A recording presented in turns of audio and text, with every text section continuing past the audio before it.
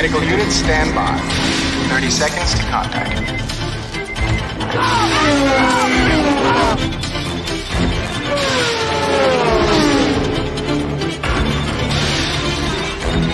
20 seconds.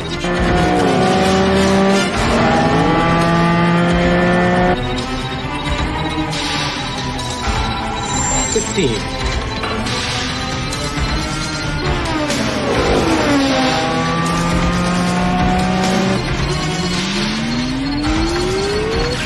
10. 5.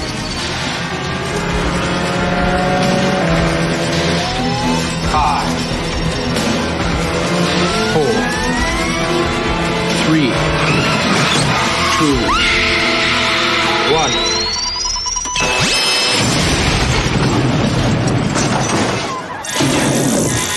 1. We got him. Let's go.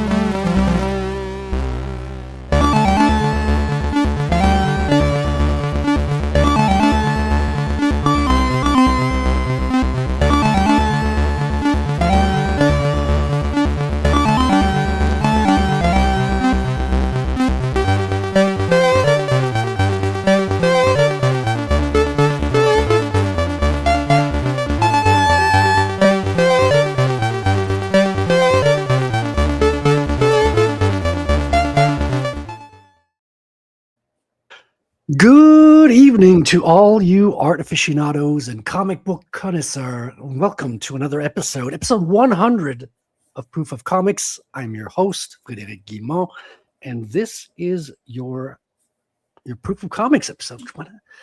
This is the, for those who don't know, I'm an indie comic book creator. My book is out with the printer right now. People who've backed it will be getting it in a matter of weeks. And yeah, it's a book that kind of focuses a little bit on the Bitcoin side of things. I've been living on the Bitcoin standard for a few years now.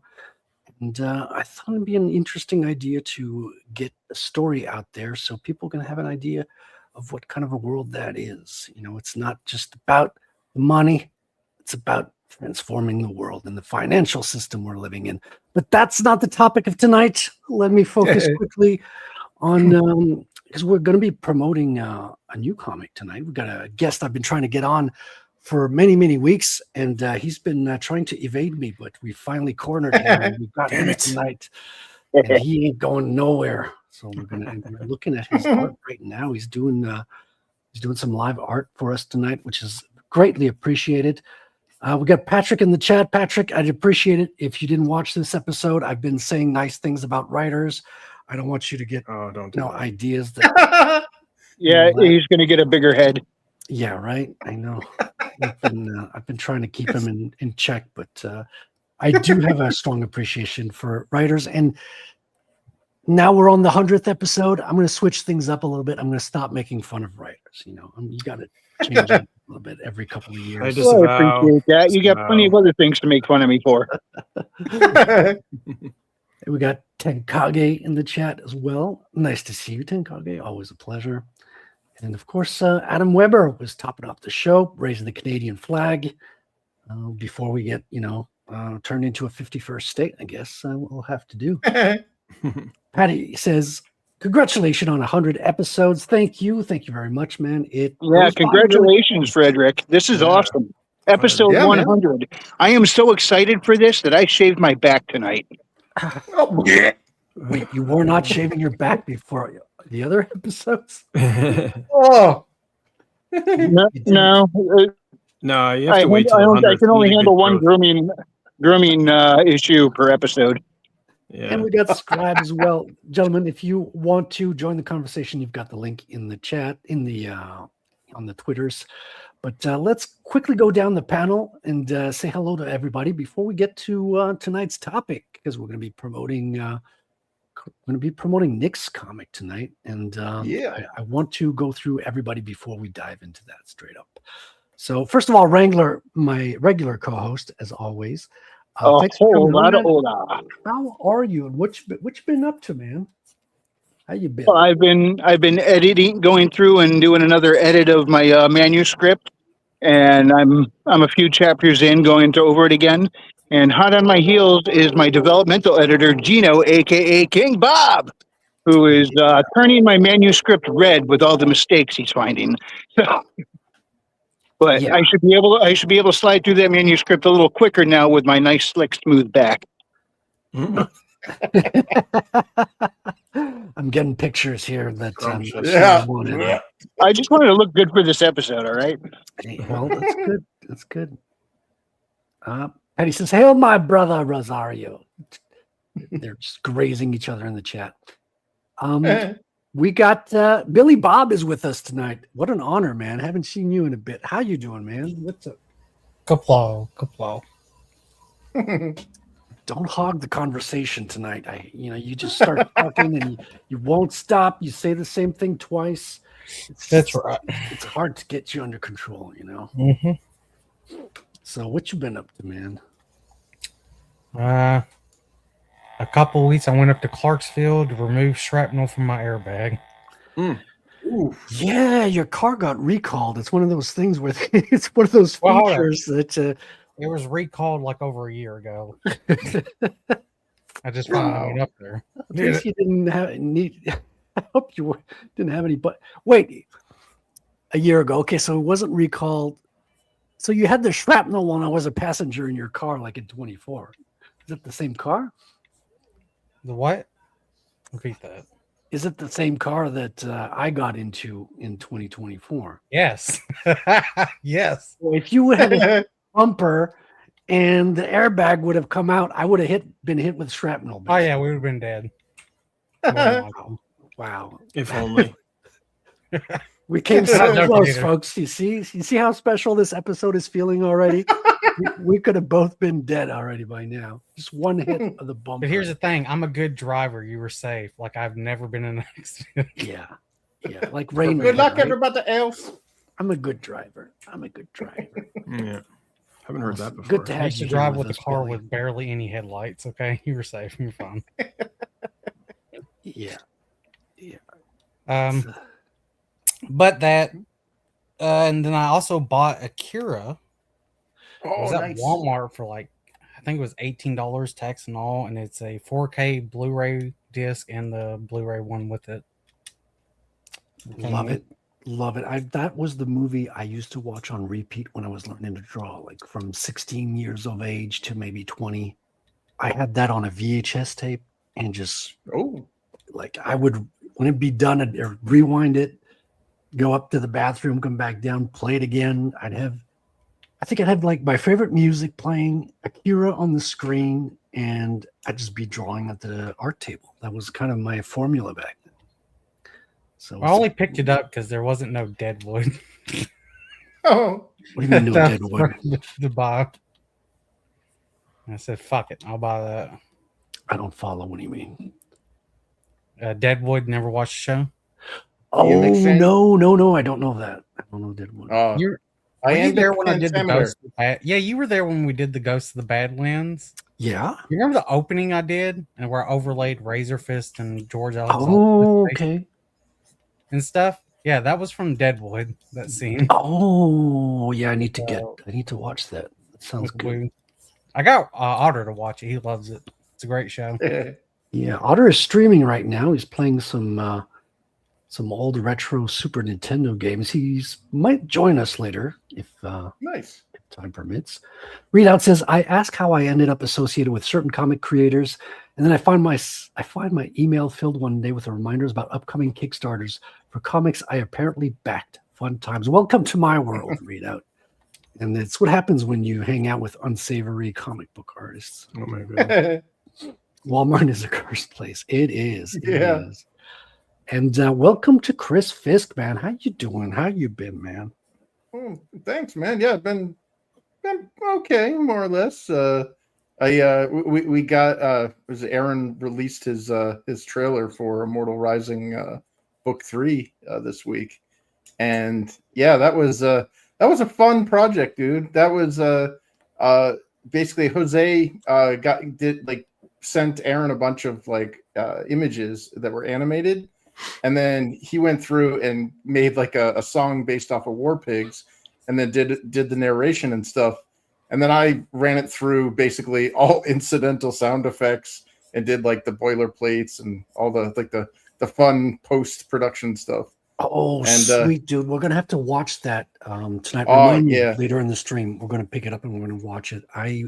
We watched it yesterday on Wrangler's show real quick. Well, we opened up the show with that. Oh, And it'd yeah. be great to it's so beautiful. It's good. Sweet, thanks. Chris number 2 says, "That's right. You better That's pay. You Chris's are all alike. I'm starting to have bigotry against Chris's in general now. He's got Christophobia. Christopher. It's a safe move. Safe move.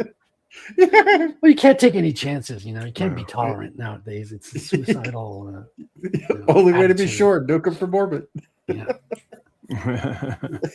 I'm French anyway, so I dislike everybody until I get to know them. Epieu! I fought in your general direction.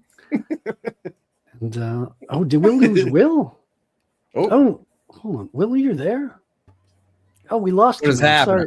Sorry, buddy. Whoa. No, I booted myself and I went because I took myself off camera. Everybody else was off camera. I felt kind of weird. No, that's just you. That's just you. No, you're okay. It's a safe place to be weird, but you don't have to be on camera if you don't want to. This is a kind of come as you are, hang out. It's very casual. It's very conversational. But we also like to. I'll be interviewing Nick a little bit. I want to, kind of drill him now that we've got him on the hot seat. He say he Oh just my doesn't goodness. want his Real ugly Nick. face to be like the standout on the stream, Frederick. Yeah. Listen, Okay. if he doesn't Like like the to only stand guy out, I'm going to make him violent stand victim. out even more. That's what I'm going to do, Billy Bob. Well, when this gets clipped, he doesn't want to be the only one on camera. He's like, I don't want my face to be associated with these comments, which is understandable. Will, we're happy to have you here, man. Will is also working on a comic book called the Revenant Sword. Steel. Revenant Steel. Okay, Revenant Oh, Steel. There is nothing more dangerous on the internet than Billy Bob Sack saying, clip that. Yeah. Yeah, that's always you always gotta watch out for that one. Hey, that's my catchphrase. Listen. You'll be hearing my lawyer for the $5 you owe You gotta me. be called Chris to use that phrase there, Patty. Yeah, that's our word. Yes, Oh, he will Steel. send Nintendo Ninja lawyers after you for a copyright takedown if you say that phrase. I'm sorry, go ahead, Will. I was just gonna say, Sorry, Revenant Steel's a epic dark fantasy, sort of vibe going for it. It'll be a lot of fun. And it's a crazy Nice. twist you have because basically it's called Revenant Steel because there's a weapon that when you Mhm. chop people's heads off or something, Yeah, you're bound to the will of a god of death. and it's basically the sword is creating an army of undead. Yeah. Yeah, that's pretty dope. Nice. That is pretty. 7 of these It's got rats with little hats in it. Yeah, there's gonna be rats. Chris, with hats, that's not what I mean, Chris. tap dancing rats. Hey, that's antiseptic. See what I have to deal with. We've got Michael in the chat. Hail, gentlemen. Wait, who are you calling a gentleman? Yeah, And I'm hail the insulted. Hey. chat. I'm like, Oh, Mike, Hey, fellow discuss goth some knight, Frenchman, get right. fellow goth knight panelist. yeah. Yeah. Oh, he's Ferraro. on. Oh, that's right. Hold on. I can't say that's right. I'm not a Chris. I Oh, want boy. something for him tonight. Yeah, dude. Michael's a great guest. We had him on. Yeah. Always happy to see him in the chat.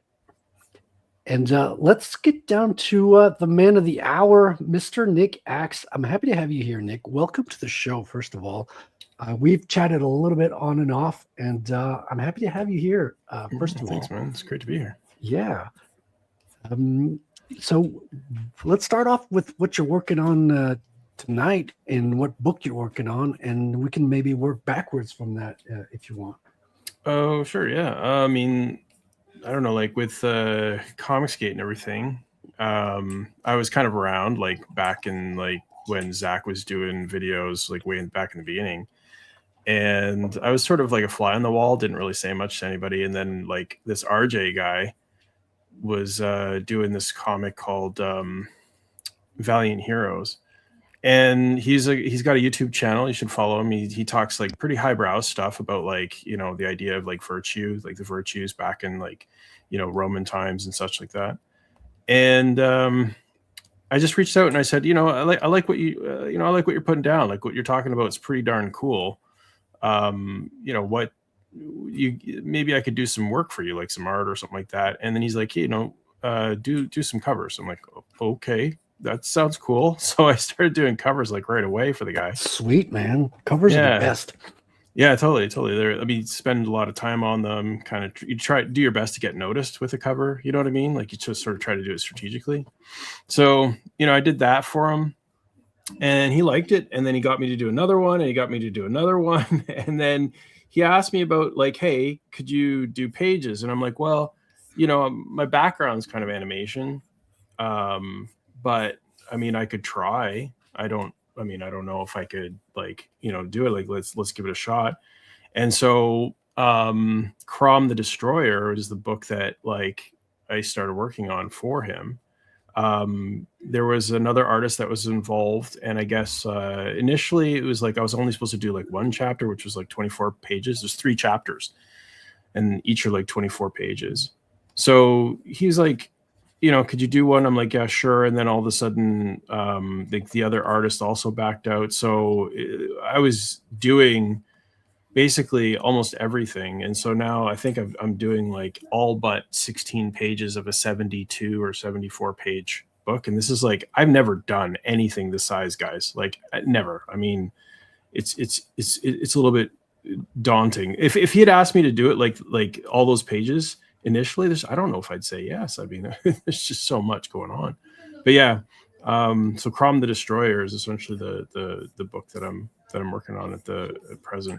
Almost done. I'm like, oh, it's hard to say because I kind of bounce around on pages, but I've got 8 pages left to do, and I think you could probably argue that I've done like 3.5 of them so far. So that's kind of where I'm at right now. But yeah.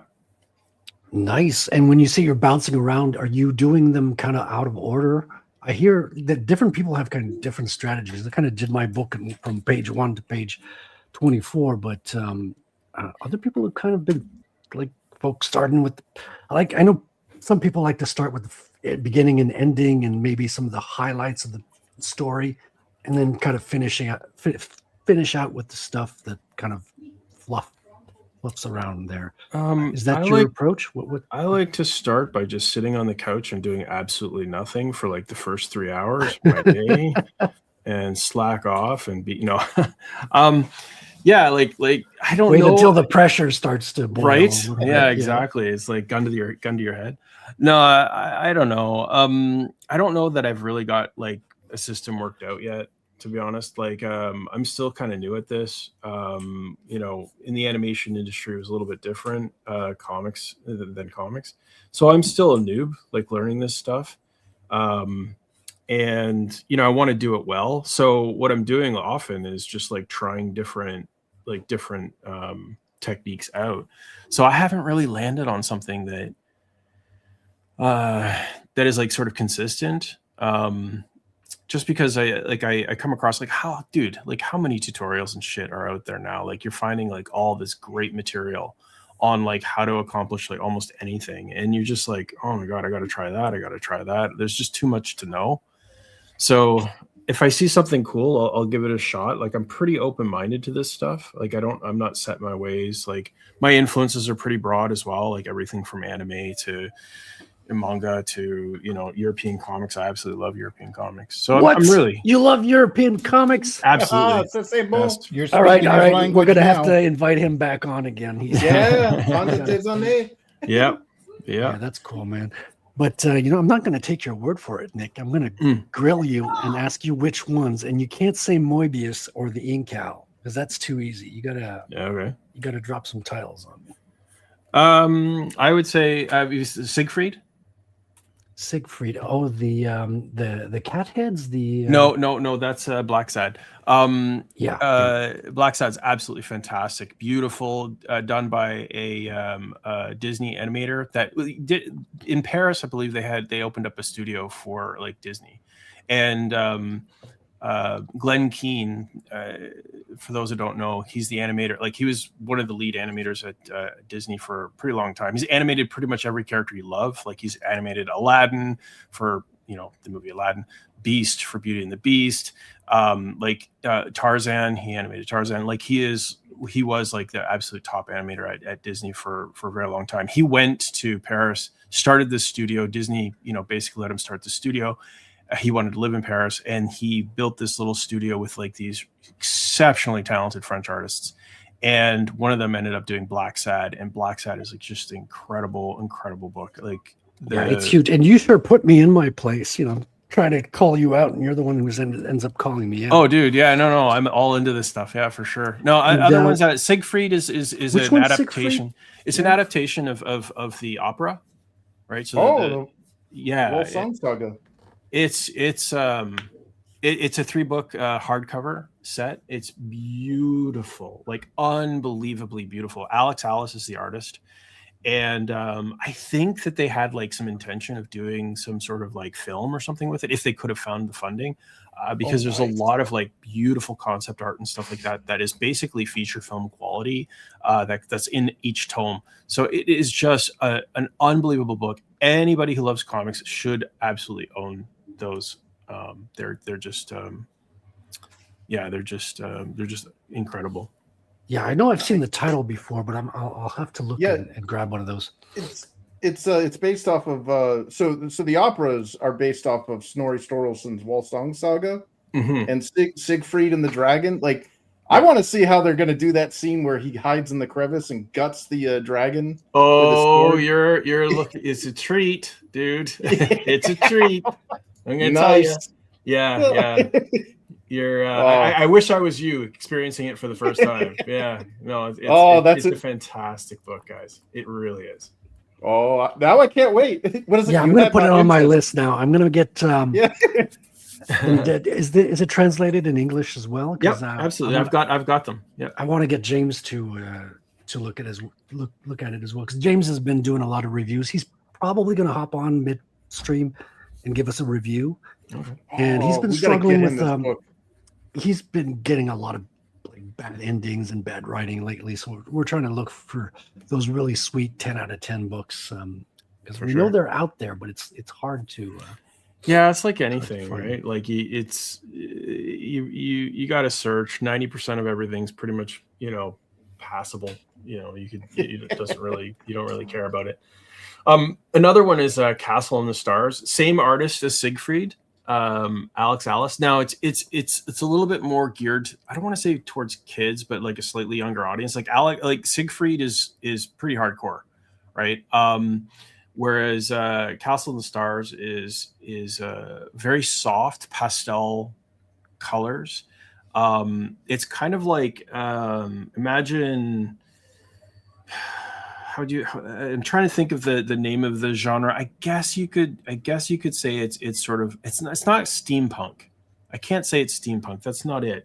It's more like science fair, like the old time, like 1800s, 1700s science fair, like science is on the cusp, like right on the edge. Like the difference between science and magic is like there's barely any difference at all. Yeah, Tesla, exactly, like that. I love that period. Victorian kind of like, but without the steampunk stuff. Like like it's a beautifully. Again, I mean, he did Siegfried. It was beautifully designed, beautifully illustrated. This is the same thing, slightly different style. It's incredible.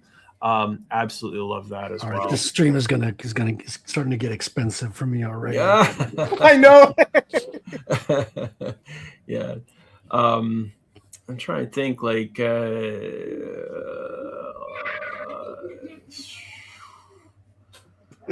Matthew Lefray. I don't know if you've heard of him. Have you seen the Long John Silver books? No, does not ring a bell. Guys.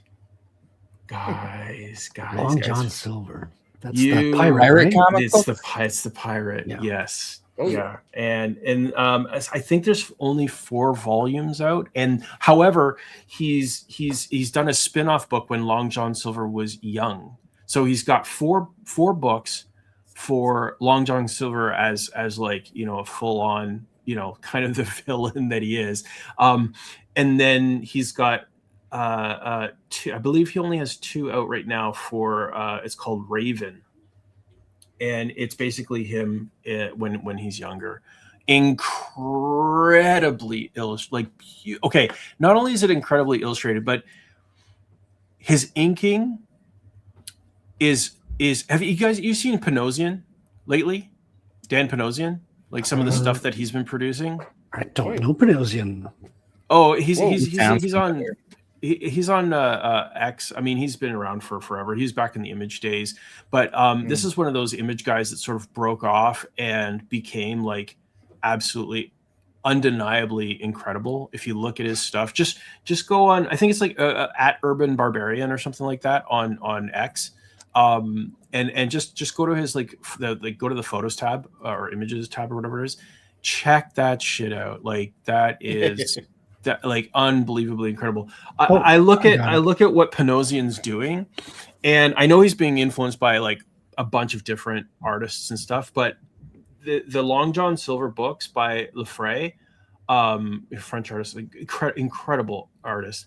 The stuff that he's producing is has the same sort of energy.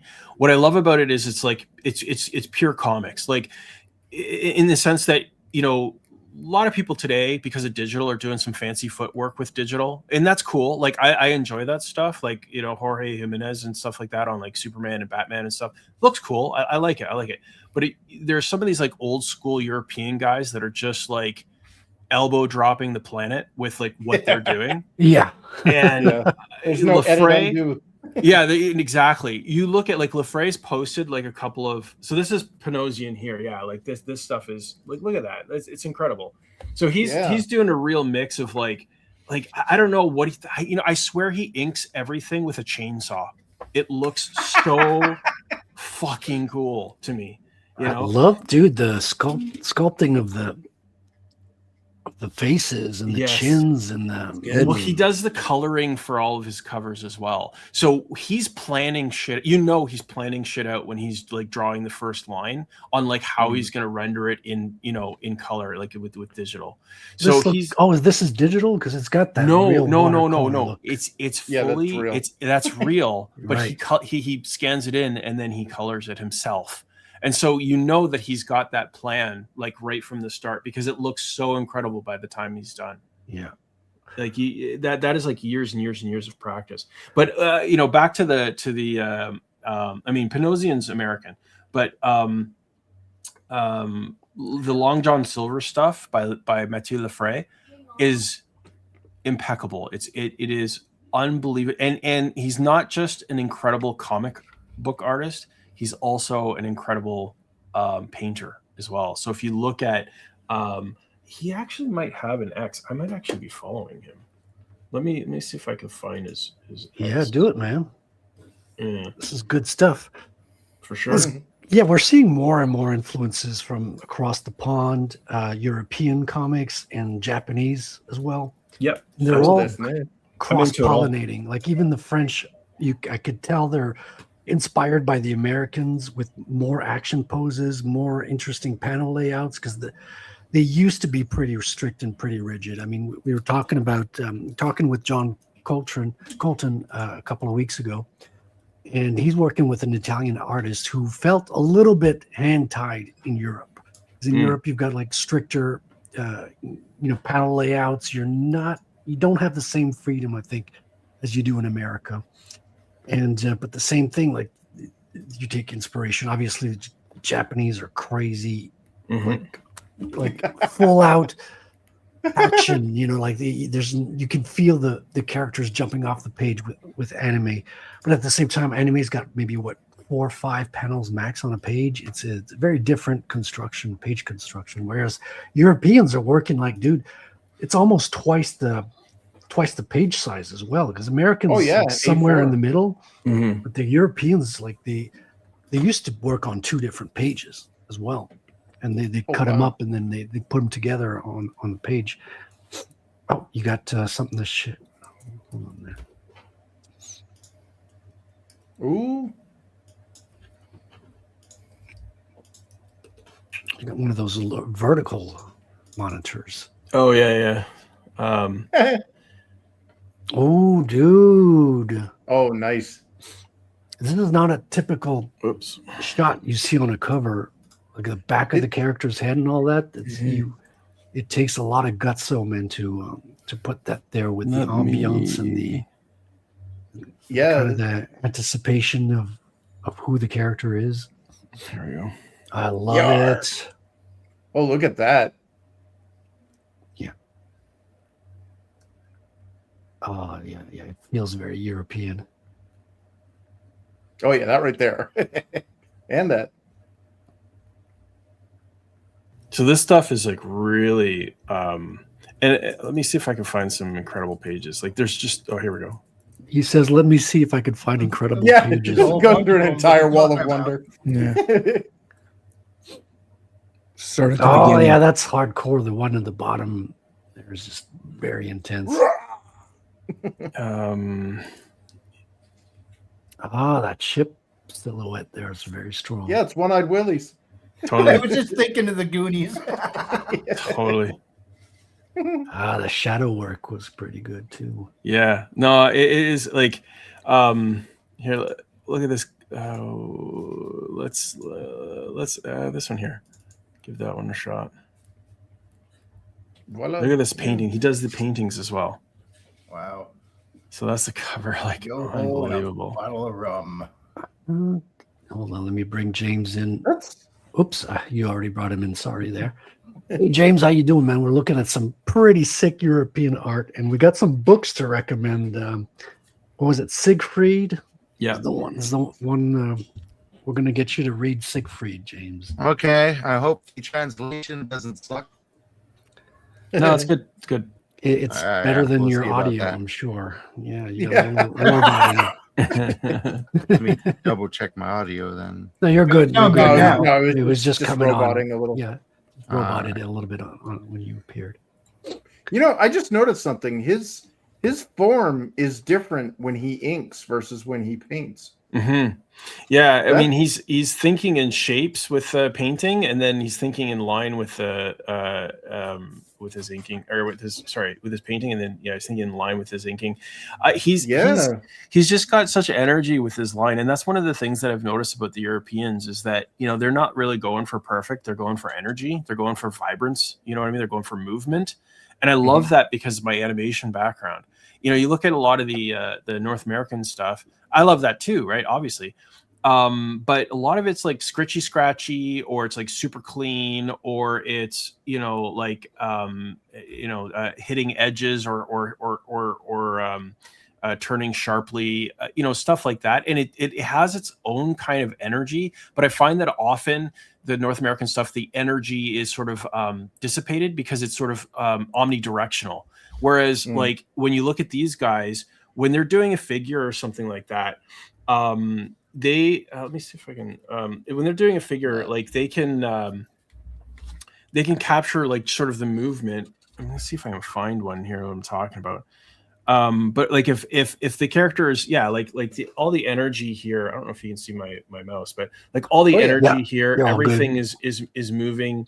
Like all the lines are moving, everything is just sort of directional, and so you get this like nice movement with the rendering. It isn't that they only render like one way, like Jim Lee parallel linear rendering, like hatching and stuff like that. It's like no. There's S curves, there's C curves, and they're all moving the entire like form and figure in a particular direction, which just makes it that much more powerful and gives the movement that much more energy. It seems the Europeans play with color a whole lot more as well to give each panel the mood. Like they're not afraid to like drop some red on a panel to give you the energy of the anger of the action happening too. I think like for them, they're a lot. It's interesting because in some areas they're a lot more. I don't want to say subdued, reserved, and then in other areas they're just so much more energetic. and with the colors, it's like a lot of it's subdued or a lot of it's like controlled until they want to say something and then they hit you with real power. And so they'll go monochromatic, they'll go full on, and then they'll just have that one hint of color, that like 10% of just like, splash or whatever that little thing is to get you to look at that spot. They're not afraid of doing that. Whereas I don't know, like sometimes the coloring in North America can, how do they refer to it, as like Skittles? You know what I mean? Like it's like a bag of Skittles, and basically that's like all the most vibrant crayon you can pick out of the box is what you color with. Whereas the Europeans, they're a little bit more, as I said, like controlled in that way. Their color control is really powerful, and again, a lot of it is like really pushing for the mood and really pushing for the storytelling. And there's much more schooling in Europe as well. Like you have formal training in high school and public school. Like there are dedicated schools for like high school. Like you can, instead of going to a regular high school, you can go to a high school that is dedicated to the arts. It's incredible. Gymnasium. Yeah. I'm noticing the 70-20-10 rule. Right. On these pages. He color control fully adheres to that. Yeah. It definitely makes you like, look at that in the upper right. You saw the orange. It instantly draws your eye to that versus everything being that colder blue. That's the moment of like most intensity between two characters. The rest is cool. You notice the rest is cool, right? Yeah, man. Totally. Good eye. Sweet. Yeah, Chris knows what he's talking about, man. No, I don't. Just mix it up. Yeah. Grok, save me. You got to say that you are, Chris, or else I don't look like I know what I'm talking about. Well, that's the thing. It's like the older I get, the more I think I know. It turns out I don't. That's like you're weird how that works. Well, like I mean, I remember speaking with confidence about things that I thought I knew, and then when it turned out that the information that I got was incorrect or whatever, I felt worse than if I just didn't know it. You know what I mean? Where it's like, I just told a bunch of people a bunch of crap. That's why they have the phrase, quick, hire a teenager while he still knows everything.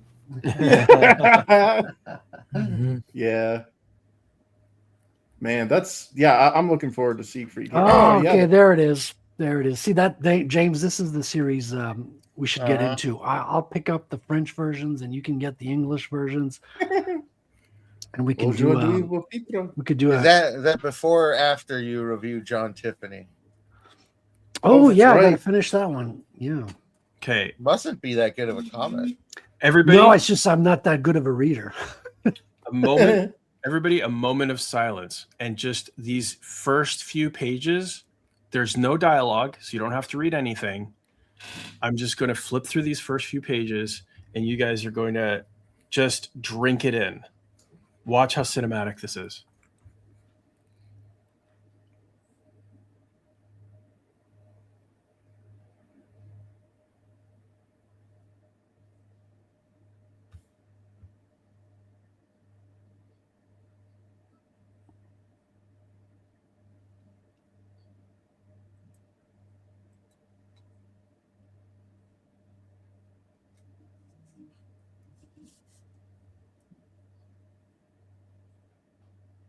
Wow, a lot of design effort in there. Right. It almost feels like a webtoon format. Like it's like one panel, scroll down one panel. Mm-hmm. You're just taking it in. Yeah. Yeah. That's a beautiful shot. That's great. Watch the same effect, but even to greater effect in this one here. Come on now. Don't mess with the Zohan. You're doing it live. Yeah, do it live. All right. This is a great one too.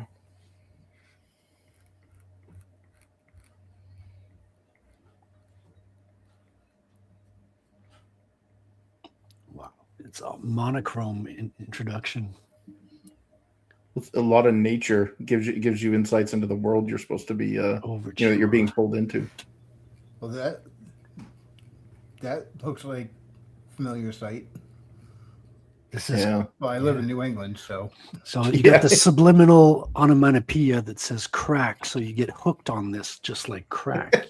You know what, Joe Rogan? Oh, dude, the movement you were talking about is strong in this one. The wind. You can feel the cold.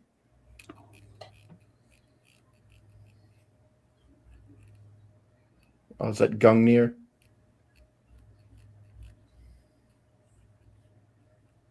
Strong silhouettes. Yeah.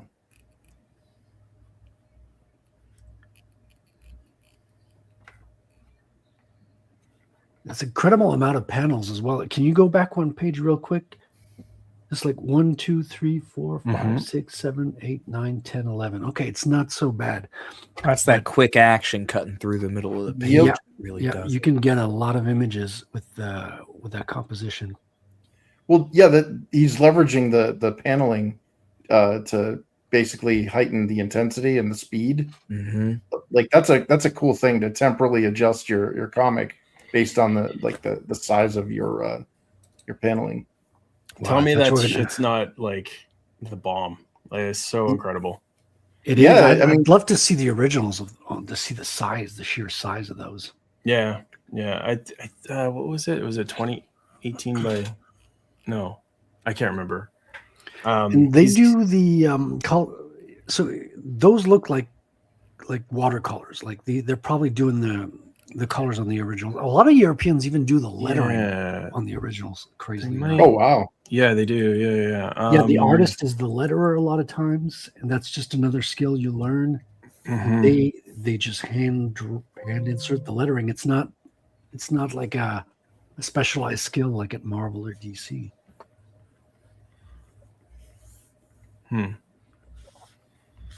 There is a making of. Here we go. Oh wow. Yeah. Well, good on you, Marcus knows what I'm talking about. Yeah. Where is it? It's he shows kind of how he does his stuff. It's I'm not seeing the page. Basically, what he does is he'll ink it and then he'll put it on an acetate, and then he'll scan it. So he'll scan it. He'll put it on an acetate.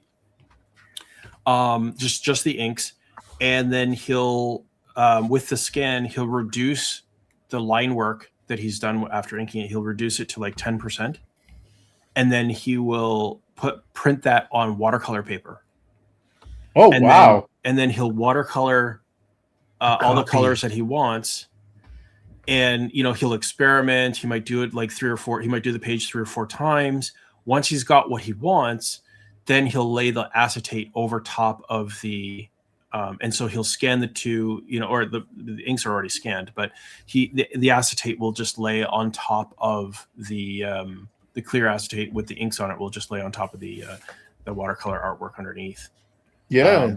Yeah. Offline Photoshop. He's doing layering. He's doing exactly. Yeah. Wow. Yeah, man. So yeah. Okay, you sold us on Siegfried. Putting in my Amazon order now. Yeah. Yeah, I'll grab them. I'm sure they have them at the store down the street here. That's the beauty of living in Quebec. Oh yeah. In Quebec for sure. Yeah. Get en français. Oui, monsieur. That is sick. Let's have a look at your own comic a little bit. Yeah, man. If you don't mind, Nick. Oh, sure. Let me call it up. Oh, I could pull it. You could pull it up if you prefer. Yeah. I got. You could drive. Yeah, I've just got it like right here, like high res stuff that we can kind of go through. Oh, that'd be good because the crowdfund does not have a whole lot of it doesn't have anything. So because that was I guess that was done for This is a little bit washed out. I'm dropping the. Unfortunately. So the it's a link CMYK, yeah. the link is to Chrome is pinned to the chat. I've dropped it again here at the bottom, but make sure you check it out on Fund My Comic, Chrome the Destroyer. So this is a basically this is a storefront. There's no end date to this. Is it in being worked right now? Is it in progress, or is it already complete? What's this status on this one? I'm finishing the last 8 pages of a 72-page book. Wow, 72 pages. That is sick. Wow. Yeah. Because you said earlier they were like you were doing them in 24-page installments or chapters. Yeah, so there were there's 3 chapters of 24, and there were going to be 3 artists. But the other 2 had to bow out. Right. And Like so I was sort they of mysteriously disappeared, right, Nick? Shh, hey guy, I'll pay you later. Just shut up, okay? Yeah, no. I just ended up basically, I got another phone call and it's like, hey, could you do another chapter? I'm like, okay. And then I got another phone call saying, hey, could you do the last one? I'm like, okay. So it just ended up that I think out of the whole run, I'm not doing I think 16 pages are done by another artist, whereas all the others are done by myself. Okay. And this cover here, but unfortunately, in this particular application, the colors don't show very well. But And so is the 74-page book that's on the crowdfund right now? It contains chapter 1, 2, and 3 that you did, if I'm understanding correctly. sorry, I blanked out there. What was the question? Yeah, so you said you were doing it in 24-page installments, and this one's 74 pages. So does it include 3 chapters? Is that? Yeah. Sorry, yeah. So it's a 1 book, 3 chapters. Each chapter is 24 pages. So what's 24 times 3? Is that 72? Making me do I'm math never now? good at. No, I mean, I'm an I wasn't artist, ready dude. for this. Yeah, you right. Will, I forgot you were here. No, I've just been listening to you guys. I Be know there's a professors lot of art. There's a lot to learn, dude. Nick is well known. Well, no, that's not what I meant. He's well knowledgeable. God damn it, I'm French. Yes, you are. Oh mon dieu. Here's this is actually Jim O'Reilly. So this isn't my artwork. This is chapter 1. And this was actually on the original campaign on Indiegogo. So the link that's being shared right now is from Fund My Comic. And that's just like what's it called? A second chance campaign. So if you missed it, obviously you can snag it while I'm finishing the last 8 pages. And like I said, I'm about 3.5 pages finished on those last 8 pages. So I'm slowly getting through those. But this is Jim O'Reilly. And he was the one that did the first few pages for the original Indiegogo campaign that funded at like $26,000 or $27,000. I can't remember what it. Oh, nice. Yeah, it was a pretty good fund. Yeah, and then however much this Fund My Comic can raise as well on top of that. But these are Jim O'Reilly's pages, and you'll see a style change when it gets to me. But these have good energy. They're reminiscent of Pshima. It's a nice rough. I like his roughs actually. This pose here, I like what he's got going. Oh on. yeah, it's pretty cool. Some fun stuff. And I feel it's necessary to just to sort of show that like Jim was the one that did the heavy lifting with like all the designs and stuff. I didn't do any of the designs. This is all him. I came in late. I just sort of picked up what I could pick up as I went. Oh, this is where I kind of come in. Hey, there we go. Oh, you got your own like branded Chrome artboards with this too.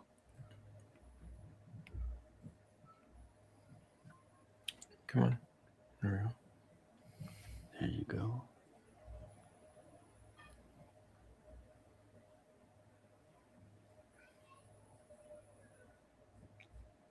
Wow.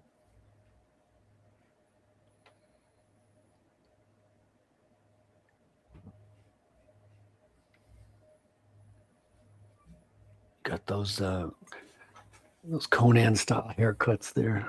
Yeah, for sure. Here's this was the first few pages of the first chapter that I was working on. Yeah, I've seen this one. This one is intense, dude. Like the foreshortening with the leg is absolutely. Yeah, that's very American. You don't see the Europeans do that kind of stuff. Mm. Am I wrong? Or like, do you see a lot of Europeans do those types of foreshortening? They usually don't bring the camera into the fight. No, not they. Like I said, they're in a lot of cases they're a little bit more controlled. Go ahead. It's just treated like cinematography in some regards. Mm-hmm. You don't get those extreme, the experimental depth of field or the foreshortening and stuff like that, where it's generally just it treats the viewer or what you're seeing on the panel like the human eye instead of like a fancy camera. But at least that's my experience. But then again, my limitation of Bande Dessinée is Tintin and Asterix and Obelix and the Schtroumpfs.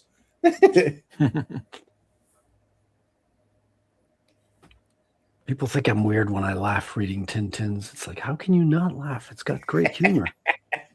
Yeah. These are great. Like, got the entire scene. Usually, like, I hate to say it, but like a lot of times, like especially in American comics, is they have an establishing shot that gives you the visual for the setting, and then the majority of like vignette or panels afterwards have almost no background. Whereas true. I'm literally in the scene the whole time. Like that's really cool. You can find a lot of these are very reminiscent to me of the 1984 magazines I collect, because you got a lot of wide shots in there as well that this feels beautiful. Like it would fit alongside quite nicely. Marcus says great pages. Oh, Marcus. Yeah, he hardly really ever says anything nice, so that's good to see. Kirby Dynamics, right? Yeah. We love you, Marcus. I'm just kidding, by the way. Oh, nice. Oh, dude, love to see those dragon scales, the way you've gotten the separation of the scales, like light and dark, the way you put them. That's real cool. Are those like tulpas? Are they wizard dueling with tulpas? Yeah, demons, yeah. Oh, that's cool. Yeah. Wow, she's got some perky you like that? Giggity. Don't show I can say that I'm French, okay? You guys are American. Prudes. Right? Yeah. Nick gets it. Hey, I'm Canadian. Oh, you are? I didn't know that. Oh, you didn't? No, yeah. I wasn't aware. Yeah, born in Ontario, lived in Alberta for a number of years. Oh, that's kind of cool. And then now I'm living in Nova Scotia, Cape Breton Island. Oh, wow. East Coast represent. Yeah. Yeah. Also, don't show Frederick any feathers. He might get PTSD from it. No, right? Billy likes to commission me to draw feathers because he knows I'm anal about it, and I'll draw every single thread. Wow. Yeah, that silhouette is awesome. Well, I love the way the silhouette kind of dissipates in the fog too. That's a nice sweet effect. How do you do that? And don't try to withhold any secrets, Nick, because I'm making you talk. I'm an open book. I'll ask me anything. This is just a brush. Like, there's nothing really here. I don't really. I don't really know. Are these digitals as well? Or? Yep. Yeah. Okay. This is digital. Yeah. I mean, I could do it. It took me a crazy long... because we can almost see like the marker outlines. Yeah, it looks like different, like these are all these. I made these brushes myself. Yeah, the opacity on the inks is very varied. Yeah, that's insane. Yeah, you got perfect emulation for the analog. Wow. Yeah. I swear it's an original print.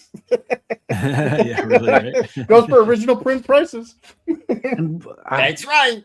I rarely pry into these decisions, but I'm curious in your case, like, what makes you prefer going digital versus analog? Well, it took me a long time to actually get the hang of digital. I tried like the what do you call it? The regular tablet that you draw, and then you look at the Yeah, the screen Wacom. separately. Yeah, Yeah, that's I what tried had that for colors. Yeah, for a long time, and then finally I just decided to get a Cintiq. My first Cintiq, it wasn't like this one here is, what do you call it? Like 4K. So the pixel, like how tight isn't it just so funny? When I was young, my eyes were like beyond perfect, so I could see every single pixel on a 1080 screen. And then all of a sudden, now that I'm older and I get these, and Wacom comes out with these 4K monitors with super tight, DPI on the pixels. I wouldn't matter because I'm now blind, being like, an elderly man. It's just so sad. Wow, elderly. What are you, like 39? No, I'm 50. Oh, really? Yeah. I'm still the eldest. Dude, I turned 50 2 days ago. Oh, really? Happy birthday. Nice. Thank Woo! you. Thank you. Happy birthday, man. Yeah, I try to get compliments as much as I can on this show, so I got to sneak those in. We're talking no, about it's great. the youngest in here. Yeah, you are. You still got the wet behind the ears, Billy. You have no clue how old I am, boy. How old's Billy? Billy's like 26. Yeah, you told me once. I remember. Well, I don't remember because I'm old, but I remember you telling me. You might need to take your meds, boy. He's 13 years old. I stopped taking meds about a year ago. That's Hold on, problem. Chris. Are you sure you're older than me? I thought I was the oldest in here. I think you are, Wrangler. Yeah. Yeah. Yeah. I think you're. I was born in 74, so- 75. Oh, 74, baby. Oh, I beat Chris is What month? you. October. Ooh, I love the. I'm not too far behind you. I'm February. Well, there's also the digital side of it, Nick, as well as you can zoom in and like work the details of the smaller characters as well. Yeah, Like, for you us can- old guys, that's good for your eyes. Yeah. That's the reason he likes digital, so he can zoom in. We're not old. We're just Gen X. Oh, I love Yeah. the design. Look at that old Oh, the lady in three the back fates. there. Yeah. He's very like European style caricature. And you really like to look at that old woman, don't you? Whisper in his Shut ear. your mouth, Billy. Yeah, it reminds me of Death Adder from Golden Axe. Mm. Love that. Well, that mask with the horns reminds me a little bit of that villain in the old Dungeons and Dragons cartoon. Oh, Oh, it wasn't in the cartoon. He was just in the toys because they had Yeah, separated- Warduke. Yeah, they had. That was crazy time. Yeah. Although he had a winged helmet.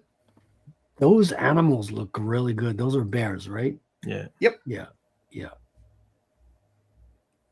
That's a great jaw position. Ooh.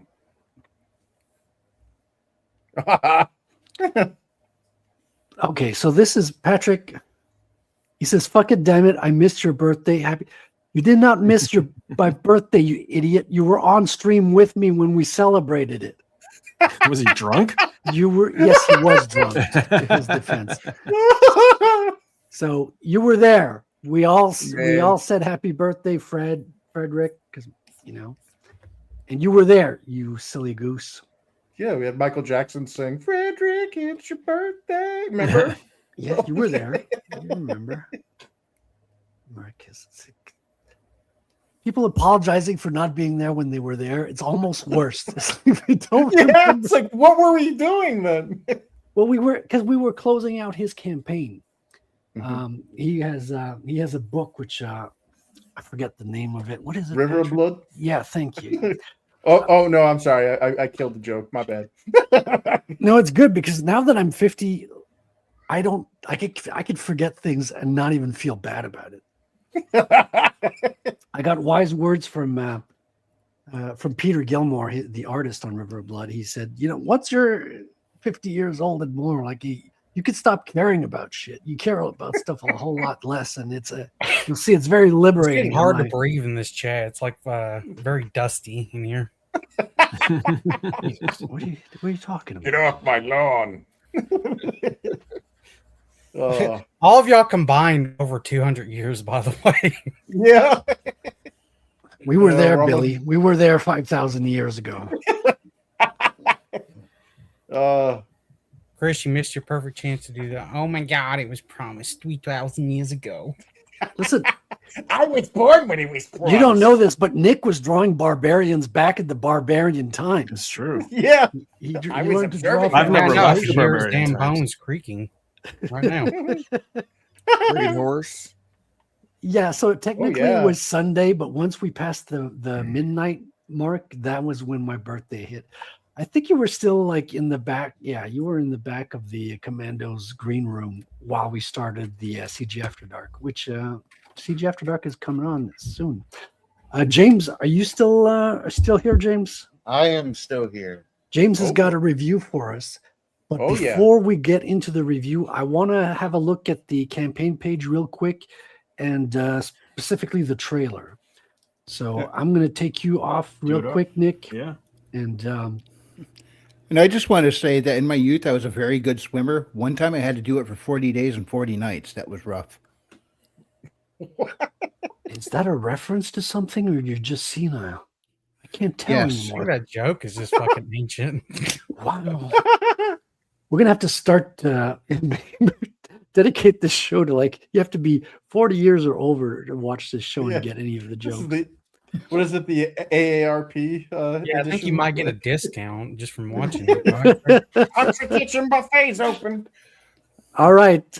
Let's watch Crom the Destroyer trailer 1. And this is all 3 chapters, 74 or 72. We're not doing the math here tonight. An age ago, the beating heart of our people was a king who knew only victory. He wanted nothing more than an honorable death on the battlefield. Yet, none could match him, and so he wandered the earth, becoming lost in time and tide. Then we too lost our honest purpose, while silk-clad men sat upon the throne. But tremble now, all cities that lay under the stars, for out of the shadows and mists of the land of promise, our courage has been rekindled, our heart has returned, and the world will burn.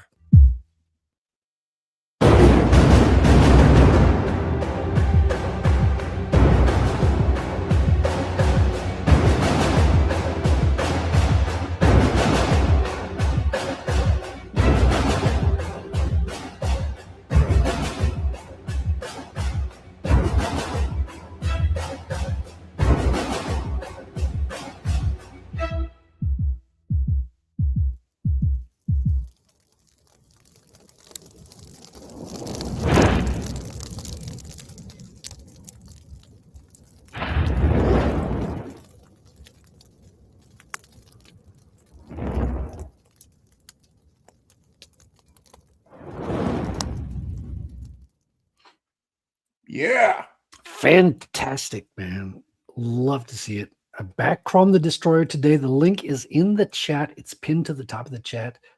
And I can drop it again. Let me refresh real quick. Back at today, folks. It's coming out real soon. He's working on the last 8 pages, so it's going to be done in no time. Thank you so much, Nick. Thanks for showing all that sweet artwork with us. Yeah, man. And we're going to jump to James's review. James has a show within a show here. Don't forget to show the intro. I know. That's the whole lead up. Hit the I actually remembered this time. Oh, yeah. All right, just got to find it here. Old people. I'm one of the few people you'll meet who've written more books than they've read. That's my new favorite clip now. All right, here we go. It is almost a work of art. It is a work of art, Cindy. The greatest medium of all time. The comic book. Hey! What's missing from this page? The negative space! We read it, we shred it, we tell you the truth. Negative space! Comic reviews!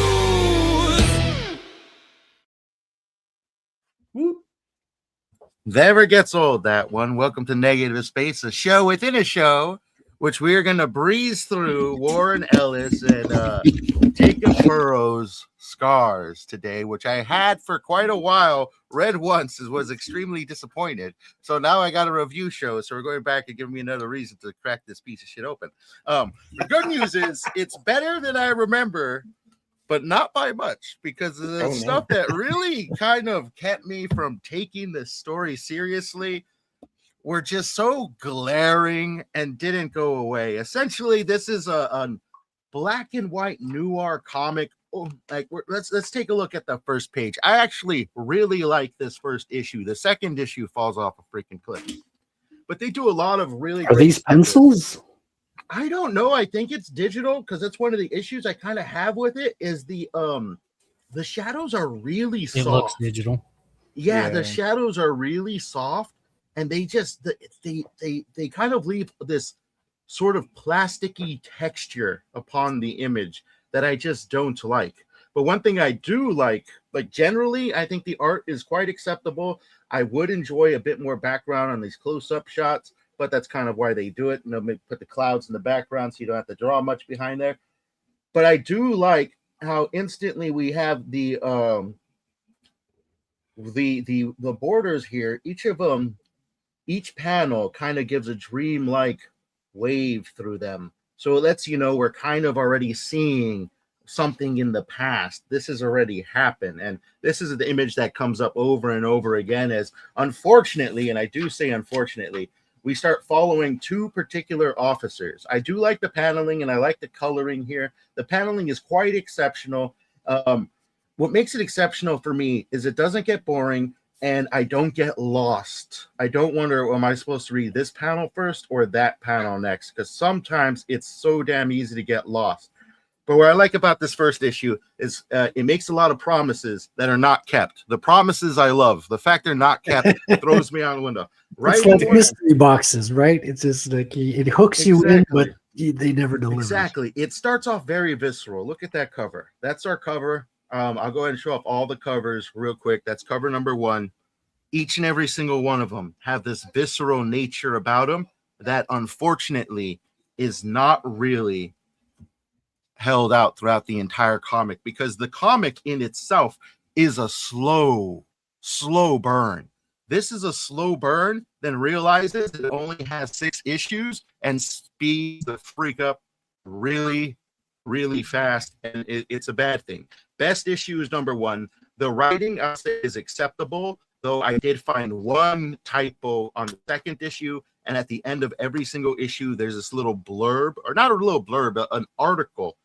And I don't like the way the articles are written. They're clearly written by comic book writers, because is the article part of the content, part of the story, or is it just I purposely promotional stuff? It's part of the story. It's like background content, almost like behind the scenes. But I didn't like reading them because it colored the comic book more, made it seem more in-depth than the story itself was giving. So it made me think, am I supposed to read these to fully understand or fully feel the impact of your comic?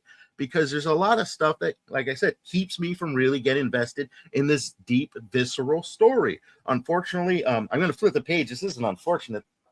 We actually get quite a bloody sequence here, and it's pretty badass. Like, there's a lot of moments. James loves his gore, man. I can't.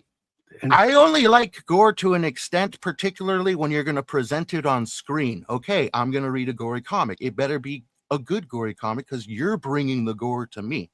And this entire thing, there's a lot of these sequences throughout the comic book. Like I said, I like the paneling. I also like the storytelling, because it goes from frame to frame to frame to frame to frame to frame, and you just follow it smoothly across the board. And then the next page gives you a breakdown with great back and forth dialogue between the characters of what they're actually looking at, what happened here. And it's great motivation getting into our main character's head of why he doesn't want to take this particular job. And this entire comic, this one, it is the goriest of them all. It is the most visceral of them all. And that's a bad thing because you're just putting it all out in your first issue, and then it's reserved all the way from here. It's all character moments, which are okay, but cliche. You've seen it before. You see everything coming. And this particular comic here does something that I really dislike because it presents itself as a murder mystery. You get a gruesome murder in the first issue, which I'm actually going to show you that one because it's just the big punctual, damn, that's crazy. But once again, doesn't get crazier than the first issue. All right, that shit right there. I was like, damn, that's pretty good. And yes, yeah, you could feel almost the dead eyes in the cadaver, right? And once again, the way that it's portrayed, and her entrails behind her too. I know you like those entrails. Exactly. That's what I call good gore, which is you can stare at the gore and you can tell what you're looking at. Because a lot of them, it's not good gore. It's a splash of red that looks like paint, but because it's coming from the interior of a character, therefore it's gore. But I also love, once again, the lead up. It goes silent on us. Character kneels down. He starts moving the box a little bit, and then we get this excellent shot right here where you can just feel it. You could feel that shot. That's the shit I like when you use paneling, negative space, and boom, your character's reaction all at once, and then we see what he's looking at. Brilliant first comic. In fact, I'd say just get this one and maybe skip to the last one. I don't know. Because that's a brilliant first comic, and then it's followed up by this one, which just punctuates everything wrong with this fucking series. All right. First off, the cover doesn't seem to know what to focus on. It's like, yeah, there's a lot on the cover. You're right. And this is, this we're going to get right away in the first couple of pages. We're dealing with the murder of a small fry. That's what you saw in the first one, was a small little tiny human being.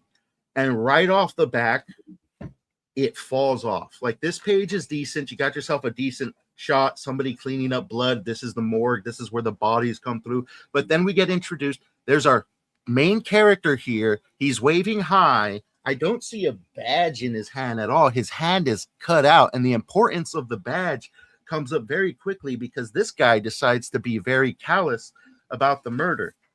And then when he is very callous, he punches him in his face, and then he goes down, and we get our is this our first typo? Yes, we get our typo. Okay. This is where critical thinking starts to come into storytelling. This guy just appears in the morgue. He waves high. The story lets us know that he doesn't know these people. This is the first time he's here. He's meeting them for the first time. And what does he do? He punches this guy because he was being callous, hits the floor. And then the guy who's hitting the floor, his coworker comes out. Once again, didn't flash a badge. Don't know who this guy is. Just punched your coworker, and she's acting like he deserved it. Like, oh my God, what a dick! Yeah, you deserve that. Well, women, am I right? And this is this is the typo right here. She introduces herself. Oh, I'm Wendy Niles. He says, "Hey, Dr. Niles," and she says, "Wendy, you're ... And I paused there. Because that punctuation's incorrect. She's asking a question. You're ... Yeah, Wendy. Question mark. There's supposed to be a question mark at the end of that. Supposed to be like, and you are. Oh, yeah. And there's no comma. Is there a comma after Wendy, or is it just literally? You guys are missing the layered reference here because Okay. it's a typo because the reference is type O to the blood on the floor, which is type O. See, it's all a layers. typo because there's no question mark, so it's not technically a question. But then he goes and answers it like a question, and I stammered there, and it felt like she was saying, "Wendy, you're, like not your." No question. Like a trail. Exactly. So this is a Wendy's. And then Wendy takes him in the back, and they talk about the murder for about like a couple panels, and then they instantly get into, hey, guy who I just met and never checked if you're actually a cop and punched my coworker. Let me go and bare my heart to how I wanted children but can't, and this makes me not want to have children, person whom I just met. And this is what I'm talking, like, it wants to be a slow burn. Sounds like they're writing female characters pretty well. This is all slow burn territory, but it's speeding through it so fast. And she just met this guy's name. So maybe you're right. Maybe you're right. Maybe you're right. But that was a huge kind of smack in the face, because that takes up like a decent chunk of your comic already. This is a basic issue. And all of that is just to introduce us to a character who will only appear once more to... Why does she look like a dude? Kind of does look like a dude, huh? Maybe it's because our main character has a very thin face, or maybe it's because the shading kind of sucks. She looks like his sister. Got the same chin. That's something I kind of realized too. His brother is about the faces as well. Most of them are good, but a lot of times I look at a character and I wonder, like, your dialogue you're speaking sounds like you're a lot older than you are. Like this guy later on, one of the later issues, talks about how he and his wife are just about to have their firstborn. He looks like he's already had 5 kids. Like, you know, it's just stuff it's a like high that. stress job. I kind of like his face design, to be honest. Like, I think he has a good face that gives a character, but the fact that he has black eyebrows in a completely gray comic is weird because they stand out so much. They are quite huge. Yeah, it looks like a glitch. Yeah. It's the gut of a 60-year-old. Hold up. Have y'all not seen Breaking Bad? Have you not seen Breaking Bad, Frederick? Of course I've seen it, yeah. So this is the dude who worked at the laundry or on the laundromat. He had ginormous eyebrows. There are those characters that show up in movies that you just see. It's like, how do you Eugene get this Levy. role? Yeah. Eugene Levy. Yeah. He took care of his eyebrows. His eyebrows probably got him a few movies. Maybe they watched what was it, Dreamcatchers? Where oh god, that horrible movie. Was it Morgan Freeman? Yeah, he's in that. And they gave him the giant white eyebrows. Oh gosh, I gotta rewatch that. I remember it being terrible. Freaking Dreamcatchers.